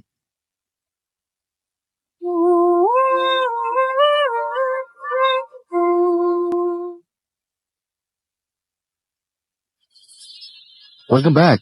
চলছে ভূত এফএম এবং কেমন এনজয় করছেন আপনারা সবাই জানাচ্ছেন যদিও, এবং আমি দেখতে পাচ্ছি এখানে রুম্পা SMS করেছেন, এখানে আমাকে SMS করেছেন সোহানা, SMS করেছেন আমাকে সুমন, SMS করেছেন আমাকে রবিন, SMS করেছেন আমাকে আফতাব, SMS করেছেন আতিফ, SMS করেছেন আমাকে এখানে দেখতে পাচ্ছি রাকিব, এবং SMS করেছেন আরো অনেকেই, এবং সবাই বলছেন যে না ভালোই লাগছে, এবং সবাই বলছে, আবার কেউ কেউ বলছেন যে মানে নতুন কিছু হলেও ভালো লাগতো। মানে এখন বলছেন আমি খুব বিপদে পড়ে যাই যে এখন অনেকে হয়তো মনে হবে কি না এই এপিসোড গুলোর চাইতে তো যে এপিসোড গুলো এখন হয় সেগুলোই ভালো। আবার অনেকে মনে করবেন না আগের এপিসোড কত ভালো ছিল। তো যাই হোক, এগুলো আমাদেরকে ডিটেইলে লিখতে পারেন আপনি আমাদের ইমেইলে, এবং আমাদেরকে জানিয়ে দিতে পারেন আপনাদের মতামত, এবং আমাদের ইমেল অ্যাড্রেস তো আপনি জানেনই, আপনাকে ঘটনা পাঠাতে হবে, কারণ সামনের সপ্তাহে নিশ্চয়ই আজকের মতন করে আরেকটা এপিসোড আমরা করবো না। সুতরাং আপনাদের ঘটনা প্রচুর দরকার, এবং সেই জন্য আপনাদের যে ঘটনা যেটা করতে হবে সেটা হচ্ছে আমাদের ইমেল করতে হবে। আমাদের ইমেল অ্যাড্রেস হচ্ছে ভূত@radio40.com। আমরা চলে যাব আমাদের পরবর্তী ঘটনায়, এবং এই ঘটনাটি আমি বলার আগে বলি যে আপনাদের মনে আছে আরফিন ভাইয়ের কথা। আরফিন ভাইকে আপনারা অনেক পছন্দ করেন, নো দ্যাট, এবং অনেকেই আমাদেরকে ইমেল করেও বলেন যে আরফিন ভাইকে আবার নিয়ে আসতে, কিন্তু উনি এত ব্যস্ত মানুষ, উনি আসার সময় পান না। তো ওনাকে তো আনা সম্ভব হয় না, বাট ওনার ঘটনা আমাদের কাছে আছে 2013 সালের ফেব্রুয়ারি মাসের একটা ঘটনা আমরা আপনাদের শোনাতে চাই, এবং এই ঘটনাটি আরিফিন ভাই এসে শুনিয়েছিলেন। চলুন শুনে আসি ঘটনাটি। থ্যাংক ইউ রাসেল ভাই। রাসেল ভাই, আমার কাহিনীটা 1997 সালের। তখন আমি ম্যাট্রিক পরীক্ষা শেষ করে আমার নানু বাড়িতে গ্রামে বেড়াতে যাই। তো আমাদের গ্রামটা হচ্ছে কুমিল্লা দৌলতপুর, ইন্ডিয়ান বর্ডারের খুব কাছাকাছি, গুমতি নদীর পাড়ে।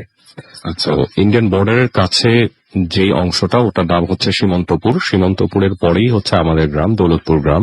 আচ্ছা, তো যখন আমরা ওখানে আমি যখন ওখানে বেড়াতে যাই, প্রায় আমি অনেক ধরনের এক্সপেডিশনস নিয়ে ব্যস্ত থাকি। তো আচ্ছা, এরকম একবার 1997 সালে পূর্ণিমার রাত ছিল, আমার যতদূর মনে পড়ে। তো আমার সাথে আমার সমস্ত এক্সপেডিশনের একজন ফ্রেন্ড ছিল, ওই গ্রামেরই ছেলে, তার নাম রাজ্জাক, আমার থেকে 3-4 বছরের বড় সে।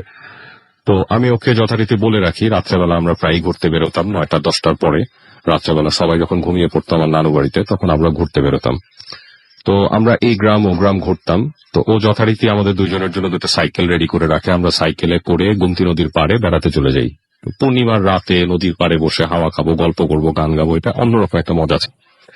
তো যথারীতি আমরা চলে যাই 9টা-10টার দিকে গুমতি নদীর পাড়ে গিয়ে ওখানে গল্প করছিলাম। তো রাজ্জাক ওই গ্রামেরই ছেলে ছিল, সে ওখানে বর্ডারে স্মাগলিং এর সাথে কিছু জড়িত থাকার কিছু ব্যাপার স্যাপার ছিল। তো সে আমাকে বলেছিল যে ভাইয়া, আমাকে আধা ঘন্টার জন্য আপনি একটু ছেড়ে দিবেন, আমার কিছু কাজ আছে, আমি 2টো লোকের সাথে দেখা করব। তো এটা বলে ও ওখান থেকে চলে যায়। এরপর আমি নদীর পাড়ে বসে চুপচাপ, মানে ফাল্গুন মাস ছিল আমার যতদূর মনে পড়ে, হাওয়া খাচ্ছিলাম, পূর্ণিমার রাত ছিল, অদ্ভুত একটা ফিলিং ছিল। তো আমার মনে হয় তন্দ্রা মতো লেগে আসে তখন। হঠাৎ আমি নৌকার বৈঠার আওয়াজ শুনে আমার তন্দ্রাটা ভেঙে যায়। তো আমি, যেটা হয়েছিল যে আমি রাজ্জাক যখন চলে যাচ্ছিল, আমি রাজ্জাককে বলেছিলাম যে রাজ্জাক, আমার খুব নদীতে নৌকা ভ্রমণ করতে ইচ্ছা করছে, মানে নৌকা চড়তে ইচ্ছা করছে, কোনোভাবে যদি কোনো জেলে বা মাঝি যদি দেখো, কোনো ব্যবস্থা করা যায় কিনা। তো ও বললো যে ভাইয়া, এই রাত্রেবেলা, রাত 10টা বাজে, এখন গভীর রাত গ্রামে, এখন আপনি কোনো মাঝি টাঝি এক্সপেক্ট করেন না। তো আমরা যেখানে বসেছিলাম তার কিছু দূর সামনেই হচ্ছে একটা নদীর ঘাট আছে। তো ওই ঘাটের কাছে কিছু নৌকা বাঁধা থাকতো সবসময়, জেলেপল্লীর নৌকা। আর সীমন্তপুরে ওখানে আপনার একটা জেলেপল্লী আছে, ওই জেলেপল্লীতে 150-200 জেলে পরিবার থাকে। তারা সব ম্যাক্সিমাম হচ্ছে সনাতন ধর্মাবলম্বী। আর ওই জায়গার একটা ছোট্ট একটা বর্ণনা আমি একটু বলি, সেটা হচ্ছে নদীর ওই পাড়টা, গোমতী নদীর ওই পাড়টা নো ম্যানস ল্যান্ড, ইন্ডিয়া বা বাংলাদেশের কারো সীমান্তে নেই।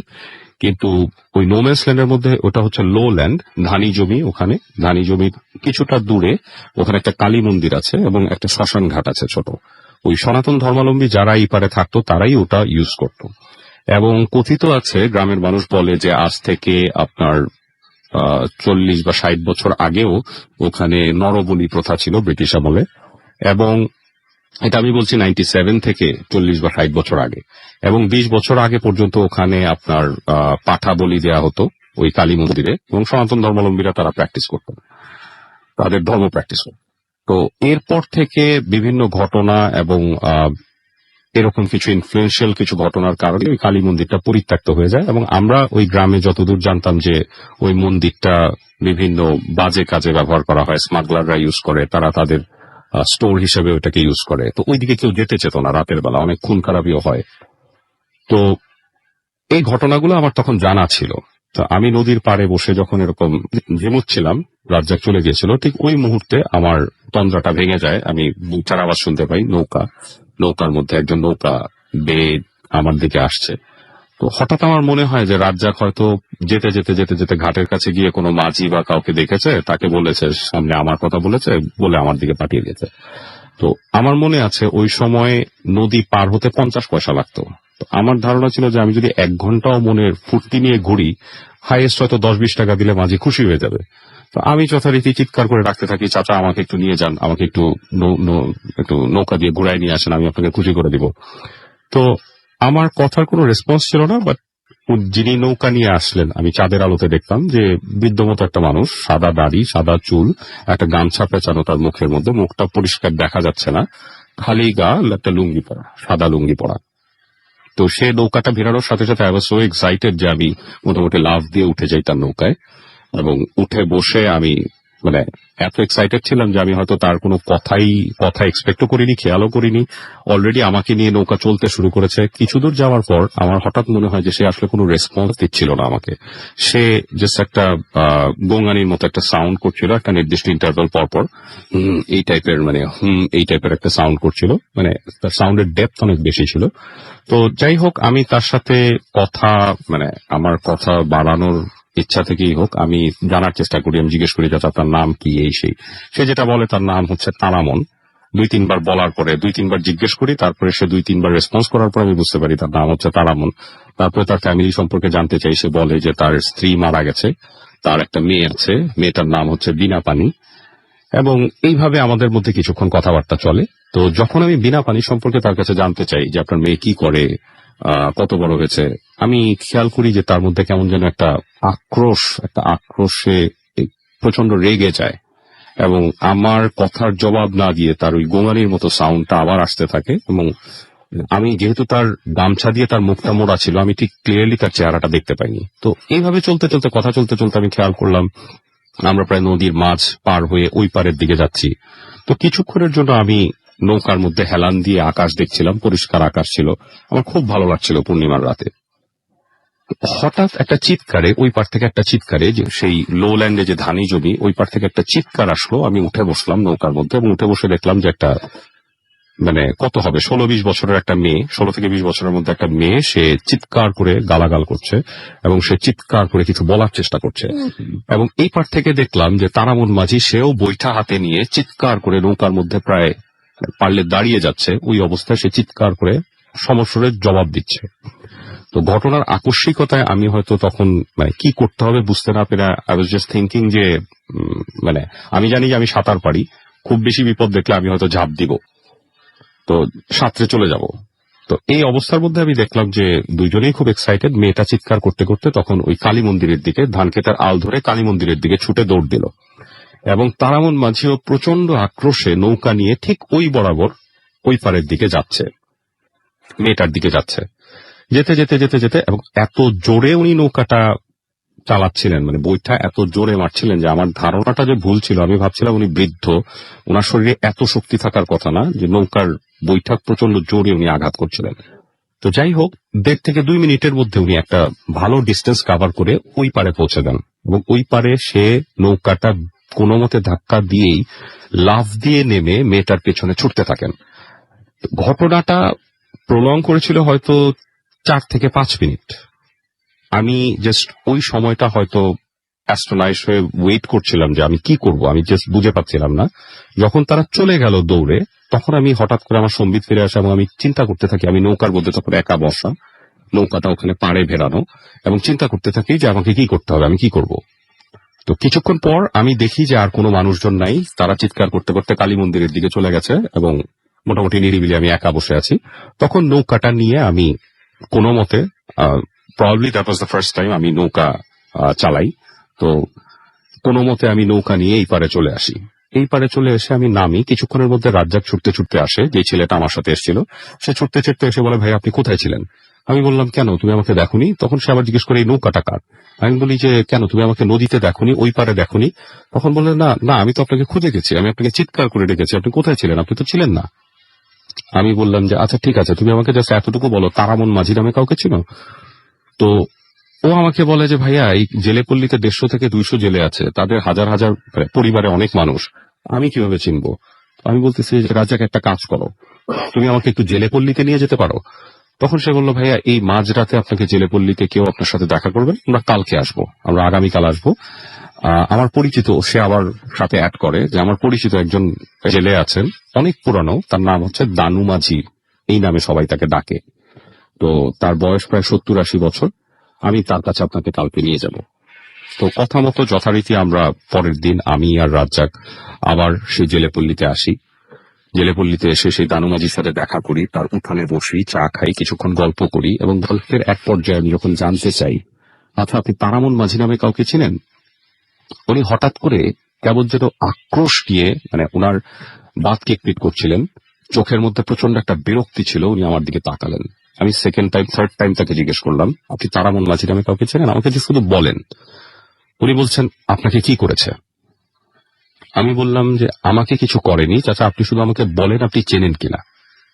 তো উনি কিছুতেই বলতে চাচ্ছিল না, উনি বারবার আমাকে রিপিট কোয়েশ্চেন করছিল যে আপনাকে কি করেছে, আপনাকে কি করেছে। আমি বললাম যে আমাকে কিছু করেনি, আপনি শুধু আমাকে বলেন আপনি চেনেন কিনা। তখন বলে যে হ্যাঁ চিনতাম, আজ থেকে 30 বছর আগে চিনতাম। উনি ছিলেন, উনার ওয়াইফ মারা গেছেন কোন একটা অসুখে, উনার একটা মেয়ে ছিল নাম বিনা পানি। মেয়েটা একটা মুসলমান ছেলের সাথে, এই গ্রামেরই এক মুসলমান ছেলের সাথে তার প্রেম হয়। প্রেম থেকে তারা বেগে গিয়ে বিয়ে করে এবং ছেলেটার সাথে মেয়েটা পালিয়ে যায়। তারপর তারামন মাঝি বহুদিন হন্যে হয়ে তাকে খোঁজে এবং একটা সময় তাকে ওই ছেলের কাছ থেকে ধরে নিয়ে আসে, জোর করে ধরে নিয়ে এসে তাকে উনি ডিসাইড করেন যে তাকে তার নানু বাড়িতে পাঠিয়ে দিবেন। নানু বাড়ি অনেক দূর। তো একদিন তাকে তার কাপড় চোপড় সব গুছায় তাকে নিয়ে ওই নদীতেই নৌকা দিয়ে নিয়ে যাচ্ছিলেন তার নানু বাড়ির দিকে। পথে বাবা মেয়েতে প্রচন্ড ঝগড়া হয়। ঝগড়ার এক পর্যায়ে তারামন মাঝি প্রচন্ড ক্ষেপে গিয়ে তার মেয়েকে ওই পানিতে, গোমতী নদীতে ডুবায় মেরে ফেলেন এবং ওই গোমতী নদীতেই তাকে ফেলে দেন। সবাই তাদের দুইজনকে চলে যেতে দেখেছে। পরদিন সকালবেলা যারা দেখেছে, পাহাড়ের থেকে যারা দেখেছে যে বাবা মেয়েতে এরকম ঝগড়া হচ্ছে, মারামারি হচ্ছে, অনেকে দেখেছে। কেউ কেউ দাবি করেছে যে তারা দেখেছে তারামন মাঝি নিজের হাতে তার মেয়েকে খুন করেছেন। তো পরদিন ওই মেয়ের লাশ পাওয়া যায় নদীতেই এবং সেই দিন থেকে তারামন মাঝিকে 30-40 বছর পার হয়ে গেছে, তারামন মাঝিকে আর কেউ কোনোদিন কোথাও দেখেনি। তো অনেকে বলে উনি নিজের মেয়েকে মেরে নিজেও আত্মহত্যা করেছে, অনেকে বলেন উনি অনেক দূর কোথাও চলে গিয়েছেন। যাই হোক, এই ঘটনাটা শোনার পর আমি ওখান থেকে চলে আসি। আমার খুব খারাপ লাগতে থাকে একটা সময়। এর পরদিন বিকালবেলা আমি আমার গ্রামেরই আমাদের একটা ফুটবল টুর্নামেন্টের মতো ছিল, আমি পাশের গ্রামের সাথে ফুটবল খেলতে যাই। বৃষ্টি হচ্ছিল, বৃষ্টি হওয়ার পর তারপর ফুটবল খেলে আমরা পুকুরে ঝাঁপ দিতাম। এটা আমাদের একটা মজা ছিল। তো আমি রাজ্জাককে বলি, রাজ্জাক চল আমরা বড় পুকুরে গিয়ে ঝাঁপ দিব। তো রাজ্জাক বলে, ভাইয়া আমার জ্বর আসবে, আপনি ঝাঁপ দেন। তো আমি একাই যাই, আমি বড় পুকুরে গিয়ে ঝাঁপ দিই। ঝাঁপ দিয়ে আমি কিনারে দাঁড়াই, আমার যতটুকু মনে আছে বুক পানি ছিল। আমি গোসল করতে থাকি, গোসল করে আমি জাস্ট পানিতে ডুব দিলাম। পানিতে ডুব দিয়ে আমি যখন চোখ খুললাম, আমি দেখলাম সবুজ পানি এবং সেই পানির মধ্যে আমি পরিষ্কার দেখতে পেলাম যে একটা মেয়ে 16 থেকে 20 বছর মতো বয়স হবে, সে চিৎকার করছে। আমি তার বিভৎস চেহারাটা দেখলাম, সে প্রচন্ড জোরে চিৎকার করছে, তাকে কেউ জোর করে পানির নিচে ডুবিয়ে মেরে ফেলছে এবং আমি এটা হজম করতে পারছিলাম না। আমার সারা গা কাঁপছিল। আমি পানি থেকে উঠে আসার চেষ্টা করি। যখন আমি উঠে আসতে চাচ্ছিলাম, আমি দেখলাম আমার মাথার উপর পানি শেষ হচ্ছে না। আমি 7-8 কাটছি অনেক দূর পর্যন্ত এবং একটা পর্যায়ে আমি দুর্বল হয়ে পড়ি। ঘটনাটা 3-4 মিনিট ধরে ঘটতে থাকে হয়তোবা, বাট আমার কাছে মনে হচ্ছিল যে আমি বহু সময় ধরে সাঁতার কাটছি পানির উপরে আসার জন্য। আমি চেষ্টা করতে থাকি উপরে ওঠার। একটা পর্যায়ে আমার হাত পা কাঁপতে থাকে এবং আমি মনে মনে আয়াতুল কুরসি মনে করতে থাকি। আমার ধারণা ছিল না, আমার ধারণা হচ্ছিল যে আমি হয়তো ওখানেই শেষ হয়ে যাব। দেন অনেকক্ষণ সাঁতার কাটার পরে আমার কাছে মনে হলো যে আমি জাস্ট নিঃশ্বাস নিতে পারছি। আমি হঠাৎ আকাশ দেখলাম, আমার মুখটা ভেসে উঠলো, আকাশ দেখলাম এবং আমি অবাক হয়ে যখন দেখলাম, আমি খেয়াল করে দেখলাম যে আমি ঠিক পুকুরের মাঝখানে। পুকুরের মাঝখানটা অনেক গভীর ছিল, আমি আগে থেকেই জানতাম এবং কোনো অবস্থাতেই আমি পুকুরের মাঝখানে সাঁতার কেটে আসিনি। তো রাসেল ভাই, আমার ঘটনাটা এখানেই শেষ হয়। আমি এখনো যখন এই ঘটনাটা মনে করি আমার গা শিউরে ওঠে। ওকে, আপনাকে অনেক অনেক অনেক অনেক ধন্যবাদ এমন একটা চমৎকার ঘটনা।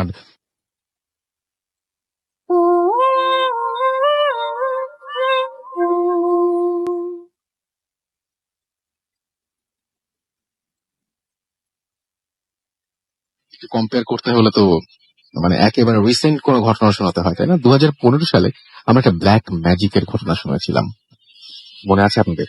বেশি দিন আগে না, মানে বেশি দিন, একেবারেই খুব বেশি দিন আগে, 2-3 মাস আগে। এবং আপনারা নিশ্চয়ই এমন কাউকে শিখতেও পারেন যিনি ব্ল্যাক ম্যাজিকের শিকার হয়েছেন, এরকম তো ডেফিনেটলি চাই না আপনারা। আমরা অনেক সময় অনেকের কাছ থেকে এরকম খবর পাই যে উনি ব্ল্যাক ম্যাজিকের শিকার হয়েছেন। রেডিও থেকে এসেছেন এরকম, এবং একজন, এবং এবং এবং অনেকে এরকম প্রকাশ এসে তাদের কথা শুনি। আপনার ঘটনাটা কোথায় ঘটেছিল ভাইয়া? আমার গ্রামের বাড়িতে। গ্রামের বাড়ি, আপনার নামটা শুনি। নাম বলতে পারবেন না, ওকে, কোনো সমস্যা নেই। আপনি গ্রামে যান না কত বছর হবে? 2 বছর। 2 বছর। কি হয়েছিল আপনার ঘটনা শুনি আমরা। আমি দীর্ঘদিন থেকে সকলকে ধন্যবাদ বিশেষ করে রাসেল ভাই। আমি 2009 সাল থেকেই ঢাকায় থাকি। তো 9, 10, 11 সাল পর্যন্ত একটানা ছিলাম, তারপর মাঝে মাঝে গেছে। 11-র পরে বাড়ি চলে যাই। মানে আমার একটা অভ্যাস ছিল যে আমি মানে আত্মনির্ভরশীল একটু হতে ভালোবাসি। আর আমার এলাকায় ব্যবসা ছিল, ব্যবসা বলতে আমি ডিজাইনার, নিজে কিছু করতে চেয়েছিলাম, সেই জন্য আমি ফিরে যাই। ফিরে যাওয়ার পরে 2012 সাল পর্যন্ত আমি আমার কাজ চালিয়ে যাই খুব সুন্দরভাবে। এলাকা থাকার সুবাদে স্থানীয় একটা মেয়ের সঙ্গে আমার রিলেশন হয়ে যায়। রিলেশন হওয়ার পর দীর্ঘদিন চলতে থাকে, মোটামুটি 7-8 মাস কোনো সমস্যা হয়নি। তারপর শুরু হতে থাকে সমস্যা, পারিবারিক সমস্যা, যেটা সাধারণত গ্রামের রিলেশন গুলোর ক্ষেত্রে হয়। সমস্যা যখন হতে থাকে, তো আমার পরিচিত, আমার একটা তথ্য দিই যে আমার গ্রামে আমি প্রথম কম্পিউটার অপারেটর, বা আমি প্রথম কম্পিউটার নামক জিনিসটা নিয়ে গেছি। সেই সুবাদে আমার একটা ব্যাপক পরিচিতি ছিল। তো পরিচিতি থাকার ফলে অনেকেই বলতেছিল যে যে মেয়েটার সঙ্গে তোমার রিলেশন, সেটা নিয়ে তো সমস্যা হচ্ছে, ওর চাচা তো জানো খুব খারাপ, ওর চাচা আপনার খারাপ কবিরাজ বা এই জাতীয় খুব একটা ছিল, বদনাম ছিল এলাকায়। আর আরেকটা হচ্ছে আমার ব্যক্তিগত অভিজ্ঞতা থেকেই বলি, যখন আমরা ক্লাস 6-7 পড়ি, 6 কি 7, তো আমাদের এলাকায় আসতো আপনার একটা ম্যাজিক শো আসছিল। ম্যাজিক শো লাইভ আমরা দেখছিলাম। তো হঠাৎ করে ম্যাজিশিয়ান অজ্ঞান হয়ে যায় স্টেজে অজ্ঞান হওয়ার পরে উনি সুস্থ হয়। মানে তখনই সুস্থ হওয়ার পরে উনি জানি কি করে, ওই স্টেজের মানে দর্শকের সারি থেকে ওই যে ওর যে চাচা, উনি কিন্তু তখন চিৎকার করে ওঠে। তখন মানে ওখানেই বলে যে এই আমাকে বান মেনেছিল এবং ওই ম্যাজিশিয়ানও কিছু একটা করেছে। তো তখন থেকে ওনার পরিচিতিটা আরো বেশি কিন্তু হয়, উনি আসলে একটা খারাপ কিছু জানে বা করে। আর দেখতেও একটা ভয়ঙ্কর টাইপের চেহারা, দেখ সেটা কথা নয়। তো অনেকেই বলে, তো আমি তখন এগুলো আমি কখনোই বিশ্বাস করতাম না। আমি কিন্তু দুর্দান্ত সাহসী ছিলাম। সাহসী বলতে এমন, আমার এক ফ্রেন্ড, ওর নাম হচ্ছে ইকবাল নাম, আমার ফ্রেন্ড মানে এই কবিরা জিনিসটা খুব বিশ্বাস করত। সে এক মেয়ের মানে মেয়ের সঙ্গে প্রেম করার জন্য তাবিজ করতো। তো সে তার যে জিনিসগুলো, এগুলো আমি কালেক্ট করে দিতাম। কালেক্ট বলতে কবিরাজ ওকে দিত যে এই তাবিজে কবরে পোতাইতে হবে, এখানকার যে কালী হেল্প করতেন? হেল্প মানে আমি একাই দিতাম। আচ্ছা। তো এত সাহসী ছিলাম, কিন্তু আমি কখনো এইসব বিশ্বাস করতাম না, না এটা ফলস। তো তারপর হঠাৎ করে আমি খুব ঘন ঘন অসুস্থ হতে থাকি। কিন্তু অসুস্থ বলতে প্রচুর মাথা ব্যথা করে, হঠাৎ করে জ্বর আসে, আবার সুস্থ হয়ে যায়। তো আমার যেটা মনে হচ্ছিল যেটা হয়তো বা শারীরিক কোনো সমস্যা, ডাক্তারের কাছে যাই, ডাক্তার ওষুধ দেয়, এগুলো খেয়ে মানে সেরকম কোনো কাজ হয় না, ঘন ঘন অসুস্থ হচ্ছিলাম আমি। আর এদিক দিয়ে এমন একটা ছেলে, ওর বাড়ির একদম কাছের ছেলে, ও একদিন আমায় এসে বলে যে আমার সঙ্গে হঠাৎ আমায় ফোন দেওয়ার পরে দেখা করে আমার, তো অনেক জুনিয়র, তো আমায় অনেক সম্মান করতো। তো ছেলেটা বলে যে ভাই এরকম সমস্যা হচ্ছে, ওর চাচা কিন্তু আসলে আপনাকে কিছু করবে, আমরা তো একদম পাশের বাড়ি, আমরা সেটা জানি, এই নিয়ে বাড়িতে খুব আলোচনা হচ্ছে। এর মধ্যে কিন্তু মেয়েটার সঙ্গে আমার যোগাযোগ সম্পূর্ণ বন্ধ হয়ে যায়। ওর বাড়িতে ও মানে ফোন টোন কোনো ব্যবহার করতে দিত না। তো আমার সঙ্গে যেদিন ঘটনাটা মেইন ঘটে, ঠিক আগের দিন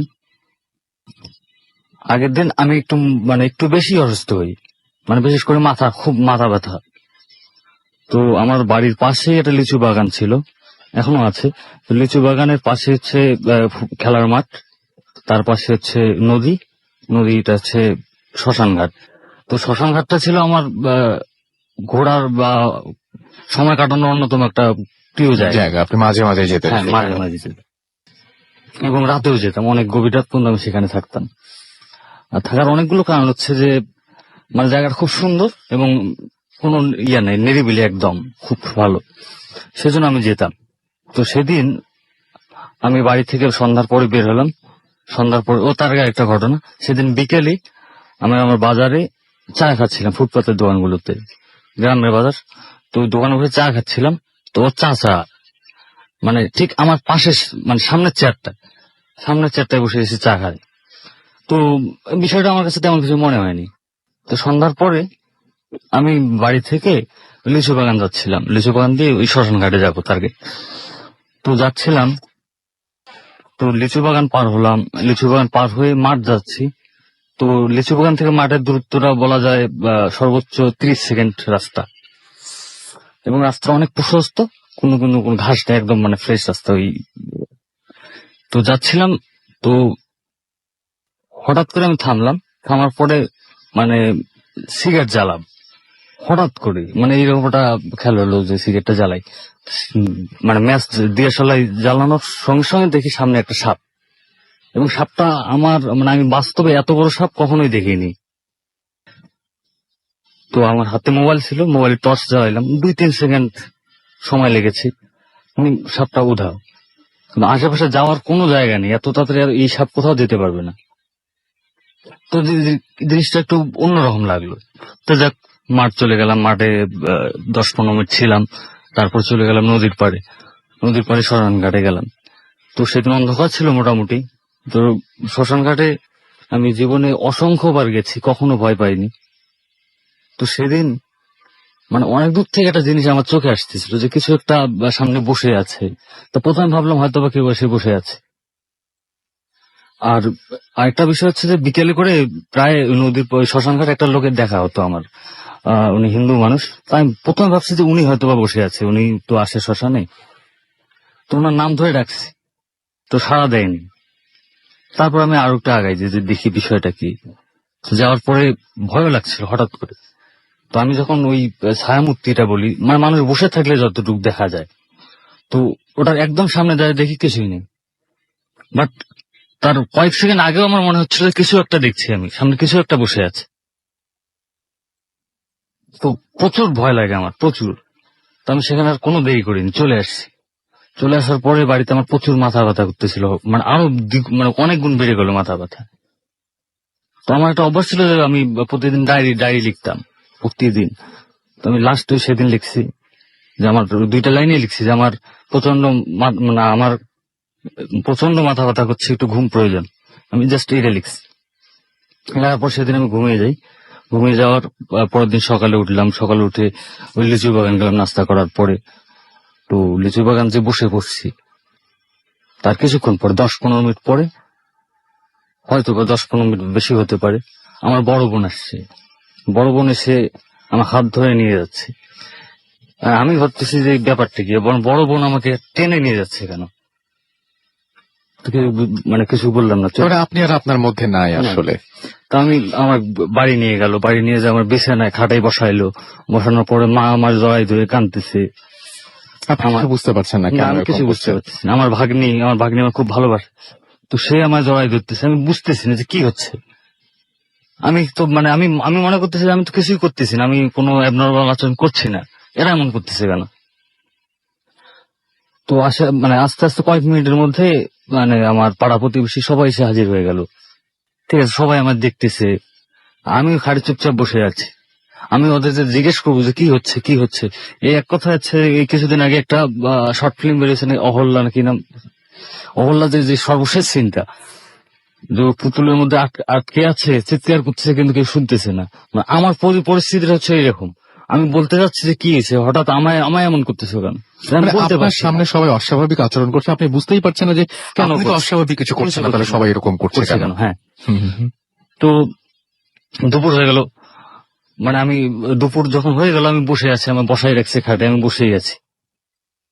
ভাত আনলো, ভাত খাওয়াই দিচ্ছে, হা করতেছে, আমি হা করতেছি। ভাত খাওয়ানোর পর ছোট ভাই এসে এটা সেটা করতেছে, আমার 1-1.5 ঘন্টা পর পর ওয়াশরুমে নিয়ে যাচ্ছে, আমি ওয়াশরুমে যাচ্ছি। আমি বুঝতেছি যে আমি মানে তখন আমি বুঝে গেছি যে আমি হয়তো বা আমি যে কিছু করতে পারছি না নিজ থেকে, এটা সবাই বুঝতে পারছে। হ্যাঁ, এবং আমার নিজেও বুঝে গেছি যে আমার কোনো ক্ষমতা নাই, বুঝছি আমি যে আমি কিছু আমি তার মানে আপনার অন্য সবাই যে যেটা করছে আপনাকে দিয়ে করাচ্ছে, আপনি সেটাই করছেন। সেটাই করছি। আপনাকে যদি কেউ বলে যে আসো, আপনি আপনার ওই কন্ট্রোল নাই, যেতে ইচ্ছা করুক আর না করুক আপনি সেখানে চলে যাচ্ছেন। যদি কেউ বলে যে ওখানে যে বসো, তাহলে বসে পড়ছেন, এরকম। হ্যাঁ, এরকম। মানে অন্যের ইচ্ছায় চলছেন আপনি। অদ্ভুত ব্যাপার। তো বিকেল দিকে এক হাফেজ আসে, ওনার সঙ্গে আমার ব্যক্তিগত খুব ভালো সম্পর্ক। তো হাফেজ সাহেব আসার পরে উনি আমার মাথায় অনেক দোয়া সুরা পড়ে ফুটু দেয়। তো দেওয়ার পরে উনি ওনার সঙ্গে করে মসজিদে নিয়ে যায়, আসর নামাজ ওনারা পড়ে। আমায় মানে উনি হয়তো ব্যাপারটা বুঝতে পারছে, উনি আমায় বসায় রাখে এক জায়গায় মসজিদের ভিতরে। সবাই নামাজ পড়তেছে, আমি দেখতেছি। তো আমারও ইচ্ছা করতেছিল যে নামাজটা পড়ে, সবাই পড়তেছে, আমি কেন এটা অস্বাভাবিক করতেছি। তা আমার পড়তে ইচ্ছে করতেছিল না, আমার কোনো উপায় ছিল না। আমি বসে গেছি, ওনার নামাজ শেষ করলো, নামাজ শেষ করে আমায় চা খাওয়াইলো, চাটা খাওয়াই নিয়ে আসলো বাড়িতে। নিয়ে আসার পথে আমার নিজের ছোট বোন নাই, আমার এলাকায় এক ছোট বোন আছে, ও আমার জড়াই ধরে কানলো রাস্তায়। আমি সব দেখতে পাচ্ছি, মানে তারপরে আমি ফিরে আসলাম বাড়িতে। তারপরের দিন সকালে আমার বড় বোন আমায় গ্রামের এক মহিলার কাছে, উনি কবিরাজ, ওনার কাছে নিয়ে গেছে। তো ভ্যানে করে নিয়ে যাচ্ছিল, রাস্তায় আমার নাস্তা খাওয়াইছি। তো ভ্যানে করে নিয়ে যাওয়ার পরে ওই গ্রাম্য মহিলা, তো বাড়িতে যেয়ে দেখি যে ওনার বাড়িতে অনেক ভিড়। তো বুঝলাম যে হয়তো এরাও কোনো না কোনো একটা সমস্যা নিয়ে আসছে হয়তো। তো আমার বড় বোন ওনাকে সমস্যা মানে কি কি বললো আমি ঠিক জানি না, কি কি বলছে। তো মহিলা পরের দিন আসতে বলছে, তো আমার নিয়ে আসলো আবার বাড়িতে আমার। তো প্রচুর লোক, মানে শত শত লোক এসে আমার দেখতেছিল। আমি সবার দিকে তাকিয়েছিলাম, সবাই আমাকে কথা জিজ্ঞেস করছে যে কি হয়েছে, তোর কি হয়েছে। আমি কিছুই বলতে পারছিলাম, কিন্তু আমার ভিতরটা বলতেছিল না কিছু হয়নি, আমি ঠিক আছে। তো পরের দিন আবার আমায় যখন নিয়ে গেল, নিয়ে যাওয়ার পরে এর মধ্যে আরো বেশ কিছু জিনিস কালেক্ট করছে।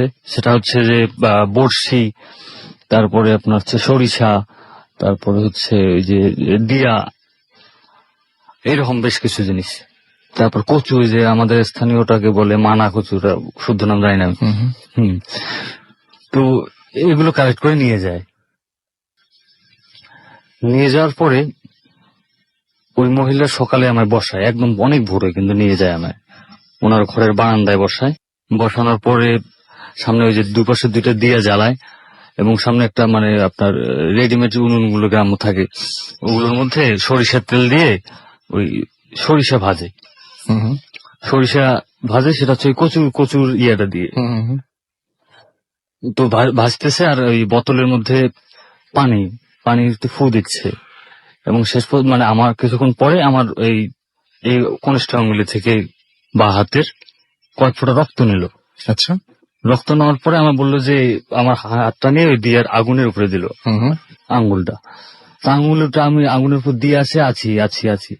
উনি অন্য কাজে ব্যস্ত হয়ে গেছে, মানে উনি পড়তেছে ওনার মন্ত্র বা এ জাতীয় কিছু একটা। তো আমি দিয়ে আছি, আমি সরাচ্ছি না, আমি বুঝতেছি আমার আঙ্গুলটা পুড়ে যাচ্ছে, কষ্ট পাচ্ছি আমি, কিন্তু আমি সরাতে পারছি না, এরকম একটা অবস্থা। তো তারপর আমার কিছুক্ষণ পরে উনি মানে বিষয়টা লক্ষ্য করে উনি সরাই দিস। তো বেশ কিছুক্ষণ উনি ওনার কাজ টাজ করে পানি একটা কি তৈরি করলো, ওনার মন্ত্রপুত যেটাই বলি আমি। তো করার পরে পানিটা এবার হাতে নিয়ে আমার মুখে, মানে আমার মনে হয় উনি সর্বোচ্চ শক্তি দিয়ে আমার মুখে পানিটা ছিটাই মারছে। মানে পানি ছিটানোর পরে আমার নাম ধরে ডাকছে, এবং তার মানে নাম, আমার পানিটা মানে মুখ থেকে হয়তো পড়ে গেছে, উনি নাম ধরে চিৎকার করে ডাকছে। আমি তখনই কথা বলেছি, কি হয়েছে। এই প্রথম আপনি কথা বললেন? হ্যাঁ, 3 দিন পরে আমি প্রথম কথা বলছি। তারপরে তো মানে সবাই অবাক, আমার বড় বোন তো আমার জড়াই ধরে কান্নাকাটি করতেছে, মানে খুশিতে। আমি মানে তখন বুঝলাম যে না, আমি ঠিক হচ্ছি, বা আমি যে চেঞ্জ হয়ে গেছি আমি নিজে বুঝতে পারছিলাম। তারপরে ওনার মানে ওই মহিলার মানে বর্ণনা অনুযায়ী উনি যে বর্ণনা দিচ্ছে যে আপনাকে এই লোক এইরকম করছে, ওনার এইরকম চেহারা, তো এই চেহারাগুলোর সঙ্গে ওই মেয়ের যে যার সঙ্গে রিলেশন ছিল তার চাহতা সম্পূর্ণ মিল আছে। সেই জন্য আমি বলছি যে উনি আমায় করেছে। তো তারপরে ওই মহিলার পরামর্শ অনুযায়ী বেশ কিছু জায়গা থেকে আমরা তাবিজ তুলছি। সেটা হচ্ছে যে একটা হচ্ছে এই আমার বাড়ি থেকে মাঠ পার হয়ে যে নদী যাই, ওখানে মাঝখানে একটা কিন্তু রাস্তা আছে, দুইটা রাস্তা ভাগ হয়ে গেছে, ওটাকে বলে মানে দুইটা রাস্তা ডিভাইডেড যেখানে হয় ওটাই। ওইখান থেকে একটা অনেক বড়, ওটা হচ্ছে আপনার খুব মানে গরুর যে ইয়াগুলো কারে ফুট না কি জানি বলে, এটা ওটা একটা তোলা হয়েছে। তারপর হচ্ছে ওই নদীর পাড়ে যেখানে আমি যাই বসি, ওর মাথায় একটা তাবিজ ছিল, ওটা আমি নিজেই পেরে আনছি পরে। মানে এরকম বেশ কিছু তাবিজ পাইছি।